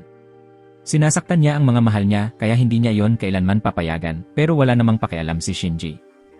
Pagkatapos ng lahat, nagpapanggap si Namiki na isang bayani sa pagsasabi ng mga iyon. Palagi siyang mabait na nagpapakabanal na sobra hanggang sa nakakainis. Nagpatuloy si Shinji sa paggamit ng kapangyarihan upang ipilit ang kanyang kalooban kay Namiki na ikinababahala si Himawari. Pinalalakas pa niya ang atake, sinusubukang puwersahin siyang sumuko. Pero kahit na upgraded na ang bersyon ng kanyang kapangyarihan, napansin ni Shinji na wala itong epekto kay Namiki. Tinanong ng protagonist kung anong mga bagay ang ginagawa niya hanggang ngayon, ngunit binaliwala siya ni Shinji at inilabas pa ang mas malakas na kapangyarihan. In-upgrade niya ang kapangyarihan sa grabidad sa enhanced version at pagkatapos ay sa extreme high gravity, inilaan ang lahat ng lakas niya laban sa kalaban. Pero wala pa rin itong nasirang epekto na ikinagulat si Shinji. Sa hindi malinaw na dahilan, walang epekto ang kapangyarihan sa grabidad kahit ibinuhos niya ang lahat. Masayang naglalakad si Hachi kasama ang kanyang amo, sinasabihan siyang sumuko na dahil wala rin itong silbi. Nagdingit-ngit si Shinji at sumigaw, nagpasya siyang atakihin si Bai ng diretsyo. Sumigaw si Himawari na itigil ito, pero nagdesisyon si Explorer na gagawin niyang kunin ang isang mahalagang bagay kay Namiki sa harap niya. Ngunit hindi niya inaasahan na nauna na siyang nilapitan ni Namiki at tinamaan ng tabak, tinawag siyang kontrabida. Sumigaw si Shinji nang maramdaman ang sugat, umalingaw ang kanyang sigaw sa buong palapag, na yumuko sa sakit nang makita ang dugo sa kanyang kamay. Nananabik si Hachi at ang ibang explorers habang pinapanood lang ang lahat, hindi gumagalaw o tumutulong sa kanya kahit papaano. Lumiko si Shinji at tinanong kung bakit ginawa iyon ni Namiki, at higit sa lahat, paano ito naging posible kahit level 100 lang siya. Lumapit si protagonist at sinabi na level 6,000 na siya ngayon, na ikinagulat si Shinji nang hawakan ito sa kwelyo. Ibinabalang siya ni Namiki sa lupa bago nagsalita kay Hachi, hinihiling na gamutin siya gamit ang healing magic. Pumayag siya dahil hindi niya talaga ito matanggihan. Nag-usat sila ng mental at tinanggap ang kanyang healing. Lumipas ang panahon at lahat ng sugatang explorers ay dinala para magpagaling, kasama na ang mga babaeng matagal nang nasa ilalim ng kontrol ni Shinji. Tumawag si Ai kay Himawari habang umiiyak at humihingi ng paumanhin sa mga nangyari at sa lahat ng sinabi at nagawa niya. Hawak ni Himawari ang kamay niya na may ngiti, sinasabing magpahinga na siya at huwag nang mag-alala tungkol sa mga yon. Ganoon din ang hiling niya kay Namiki na pumayag dahil magiging maayos din ang lahat pagkalipas ng panahon. Patuloy na humihingi ng paumanhin si Ai habang dinadala siya sa isang mas ligtas na lugar. Nanonood lang ang grupo habang dinadala ang mga sugatan at tinanong ni Namiki si Himawari kung ayos siya, pumayag ang babae ng bahagyang yumuko. Lumiko siya para tingnan kung ayos siya at napangiti ng ginhawa nang makita na ligtas na si Namiki na nagpabalik sa kanya sa ngiting nakita niya noong bata pa siya. Siya ang inspirasyon niya, ang taong hinahangaan at sinuportahan niya mula pagkabata. Napangiti si Hachi dahil talagang maganda ang mood nila ngayon. Biglang dumating si Ishihara na tumatakbo para makipag-usap. Nagpasalamat siya kay Namiki dahil nailigtas niya ang lahat mula sa mga atake ng Orochi kanina na medyo ikinabahala niya. Sinabi ni Ishihara na sa 6 na katawan ni Orochi, 3 ang kanilang natalo na malaking tagumpay para sa sangkatauhan. At higit sa lahat, nahuli nila si Shinji dahil doon. Gusto lang niyang makipag-ugnayan sa Explorer Association. Nagdesisyon silang bumalik sa base dahil nasa ika-4 na palapag na sila at lahat ng explorers ay pinuri si Namiki dahil sa mabilis niyang pagtalong sa Orochi. Sa totoo lang, kinilabutan sila at pati si protagonist ay walang masabi sa dami ng papuri. Doon kinausap siya ni Hachi ng mental, sinabing sadyang inalis niya ang mga buntot niya at hindi dapat kalimutan ni Namiki na bigyan siya ng gantimpala. Pumayag siya at sinabing gagawin niya yon, kasabay ng muling pagtatanong ni Ishihara ng kanyang pangalan, kaya ipinakilala ni Namiki ang sarili sa squad leader. Naalala ng lahat dahil sikat ang pangalan niya bilang explorer na unang nakaabot sa level 100. Nagmumukmok ang iba sa usapan dahil ang pag-level up ng ganun kalaki ay mahirap. Hindi nila maintindihan kung paano nagawa ng isang mahina na tulad niya. Pero kung nandaya man siya sa pag-level up, kakaiba pa rin na naging napakalakas siya hanggang natalo niya si Orochi. Nakita yon ni Himawari at pinutol niya ang usapan at inamin ni Ishihara na may mga bastos na sinabi. Pero kahit ganoon, nagpasalamat sila sa tulong niya noong araw na yon. May gusto silang ialay bilang bahagi ng subjugation team. Nagulat si Namiki nang marinig ang tungkol sa gantimpala nang marinig niya si Hachi na nagtatanong kung gusto nila yung espesyal na bagay. Naintindihan niya na ang tinutukoy ay ang mga bariles ng alak, kaya ngumiti siya, alam na sa huli, talagang adik ang mga halimaw doon. Pagkatapos, lumabas na si Namiki sa dungsyon at nag-unat. Matagal na mula nang huli siyang pumasok doon. Pinuri siya ni Hachi dahil matagal siyang nagsikap pero yung tao niyang hinahangaan ay hindi sumama. Nanatili si Himawari para tumulong sa paglilinis ng lugar kasama ang subjugation team. Tinanong ng demonyo kung ayos lang ba yon at pumayag siya. Dahil siya ay taong laging tumutulong at hindi magbabago, gusto niyang maging tao na susuporta sa kanya sa paglalakbay na yon. Dumating si Ainaka at kinausap siya, tinanong kung may konting oras siya. Kinabukasan, magkasama silang nagpunta ni Hachi sa Explorer Association sa Dongjun City sa Business District. Naglalakad silang dalawa nang nagkomento si Orochi sa kanyang amo na naipit siya sa isang mobile game at hindi makalusot sa stage. Nakita yon ni Namiki at ipinaliwanag na kailangan lang niyang mag-recharge o maghintay ng isang araw para gumana. Nagulat siya dahil hindi niya alam kung ano ang recharge, kaya sinagot niya na kailangan niyang kumuha ng pera. Muli, hindi niya lubos na naintindihan ang mga termino at tinanong kung ano ang tinatawag na paigacha, kaya ipinaliwanag ni Nemeki ng mas malinaw para maintindihan niya. Kailangan niyang magbayad para makakuha ng random na karakter o item sa laro. Kapag ginawa niya yon, maaaring makakuha siya ng napakalakas na mga karakter. Pero minsan, baka makakuha lang siya ng medyo pangit dahil random ang sistema. Sa kahit anong paraan, maraming paraan para makamit ang mga achievement sa laro. Nagalit si Hachi dahil kung hindi ka gumastos ng maraming pera, hindi ka magiging malakas at hindi mo ma-enjoy ang laro. Napilitang pumayag si Nemeki dahil ganun talaga ang mga gacha games. Nabalisa siya dahil wala siyang ganoong kalaking pera. Pinag-isipan ni Namiki ang sitwasyon at binanggit na maaaring kumita si Hachi sa pamamagitan ng paggawa ng account, pero may iba pang paraan din para kumita. Kaya natutunan niya na kailangan niyang magtrabaho para kumita. Pwede pa nga siyang maging explorer tulad niya. Ngunit sa ngayon, medyo masyadong kapansin-pansin si Hachi kahit na nakatago siya sa malaking hood sa katawan. Kahit na hindi iniinda ni Nemeki ang tingin ng tao sa nakaraang laban, aktibo silang nagtulungan ni Hachi kasama ang subjugation group. Maraming saksi ang nakakita sa tunay niyang anyo. Mabilis kumalat ang balita at handa na ang media para makuha ang scoop anumang oras. Ngayon alam ni Miki na kung hindi sila magiging handa, maaaring kumalat ang mga chismis tungkol sa tunay niyang pagkakakilanlan at maging delikado ito para sa kanya. Nariyan pa ang pinsalang naidulot sa lungsod. Hindi nila pwedeng hayaan na malaman ng iba na siya talaga ang disaster level na Orochi. Biglang sumigaw si Hachi sa protagonist dahil matagal na siyang hindi pinapakinggan at humingi ng paumanhin siya dahil naligaw sa kanyang iniisip. Tinanong niya kung nag-aalala na naman siya tulad noong una silang magkita. Napatawa siya dahil nagdesisyon siyang maging adventurer din na ikinagulat ni Namaki. Sinubukan pa niyang ipaliwanag na sa kanyang kalagayan ngayon magiging komplikado ang mga bagay. Nagtaka siya kung tatanggapin siya ng association at sumagot si Hachi na sa kapangyarihan niya ngayon baka mapakinggan siya ng lahat. Sinabi niyang hindi iyon ang punto kaya ngumiti si Orochi dahil plano niyang kumita ng malaking pera at makakuha ng maraming bagay sa gacha. Habang naglalakad, binanggit ni Namiki na pareho pa rin silang naglalaro ng pareho mula noong nakaraang araw nang bumalik sila, kaya nagreklamo siya dahil ayaw niyang huminto. Habang naglalakad, may ilang tao na nanonood sa kanila mula sa itaas ng gusali, pero walang nagsalita, kaya nagpatuloy sila papunta sa punong himpilan ng association. Pagdating nila, umiti si Ayaka sa dalawa dahil hinihintay niya na ang pagdating nila, at ipinakilala ni Namiki si Hachi bilang isa sa kanyang mga kaibigan. Tinanong ng babae kung pwede ba siyang tawaging alipin niya, kaya pinakiusapan niya itong itigil ang pang-intriga sa isip. Tawanan si Ayaka dahil naiintindihan niya yon at naglakad sila papasok ng gusali. Tinanong ni Namiki ang dahilan kung bakit sila tinawag noon araw. Sabi ni Ayaka na ipapaliwanag niya ito sa opisina at ginabayan sila papunta sa elevator dahil nung nakaraang araw, nilapitan niya si protagonist para makipag-usap. Ipinakilala niya ang sarili bilang isa sa mga tao mula sa Explorer Association. Sa panahon ng pagsugpo kay Orochi, nakita niyang mahusay talaga silang dalawa. Hindi makasagot ng maayos si protagonist pero nagpatuloy si Ayaka sa pagsasalita.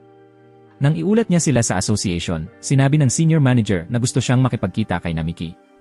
Nagulat si Namiki dito at sinabi ni Ayaka na bukod sa kanila dalawa, tinawag din si Himwari at Ishihara.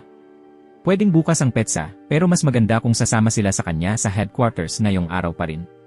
Hindi nagtagal ay pumunta sila sa headquarters at nagtataka si Namiki kung bakit gusto siyang makausap ng manager. Nagsalita si Hachi sa isip ni Namiki, tinatanong kung napansin niya ang kakaiba habang pataas sila sa mga palapag, mas nararamdaman niya ang napakalakas na kapangyarihan na papalapit. Pumayag si Namiki at sinabi na parang matagal na silang binabantayan hanggang ngayon, kaya pinayuhan siya ni Hachi na maging maingat. Pagdating nila sa ika-negatibo 48 na palapag, ginabayan sila ni Ayaka sa isang pintuan, pumasok, at humingi ng pahintulot, kung saan ang lalaki sa loob na manager ay lumingon upang salubungin sila.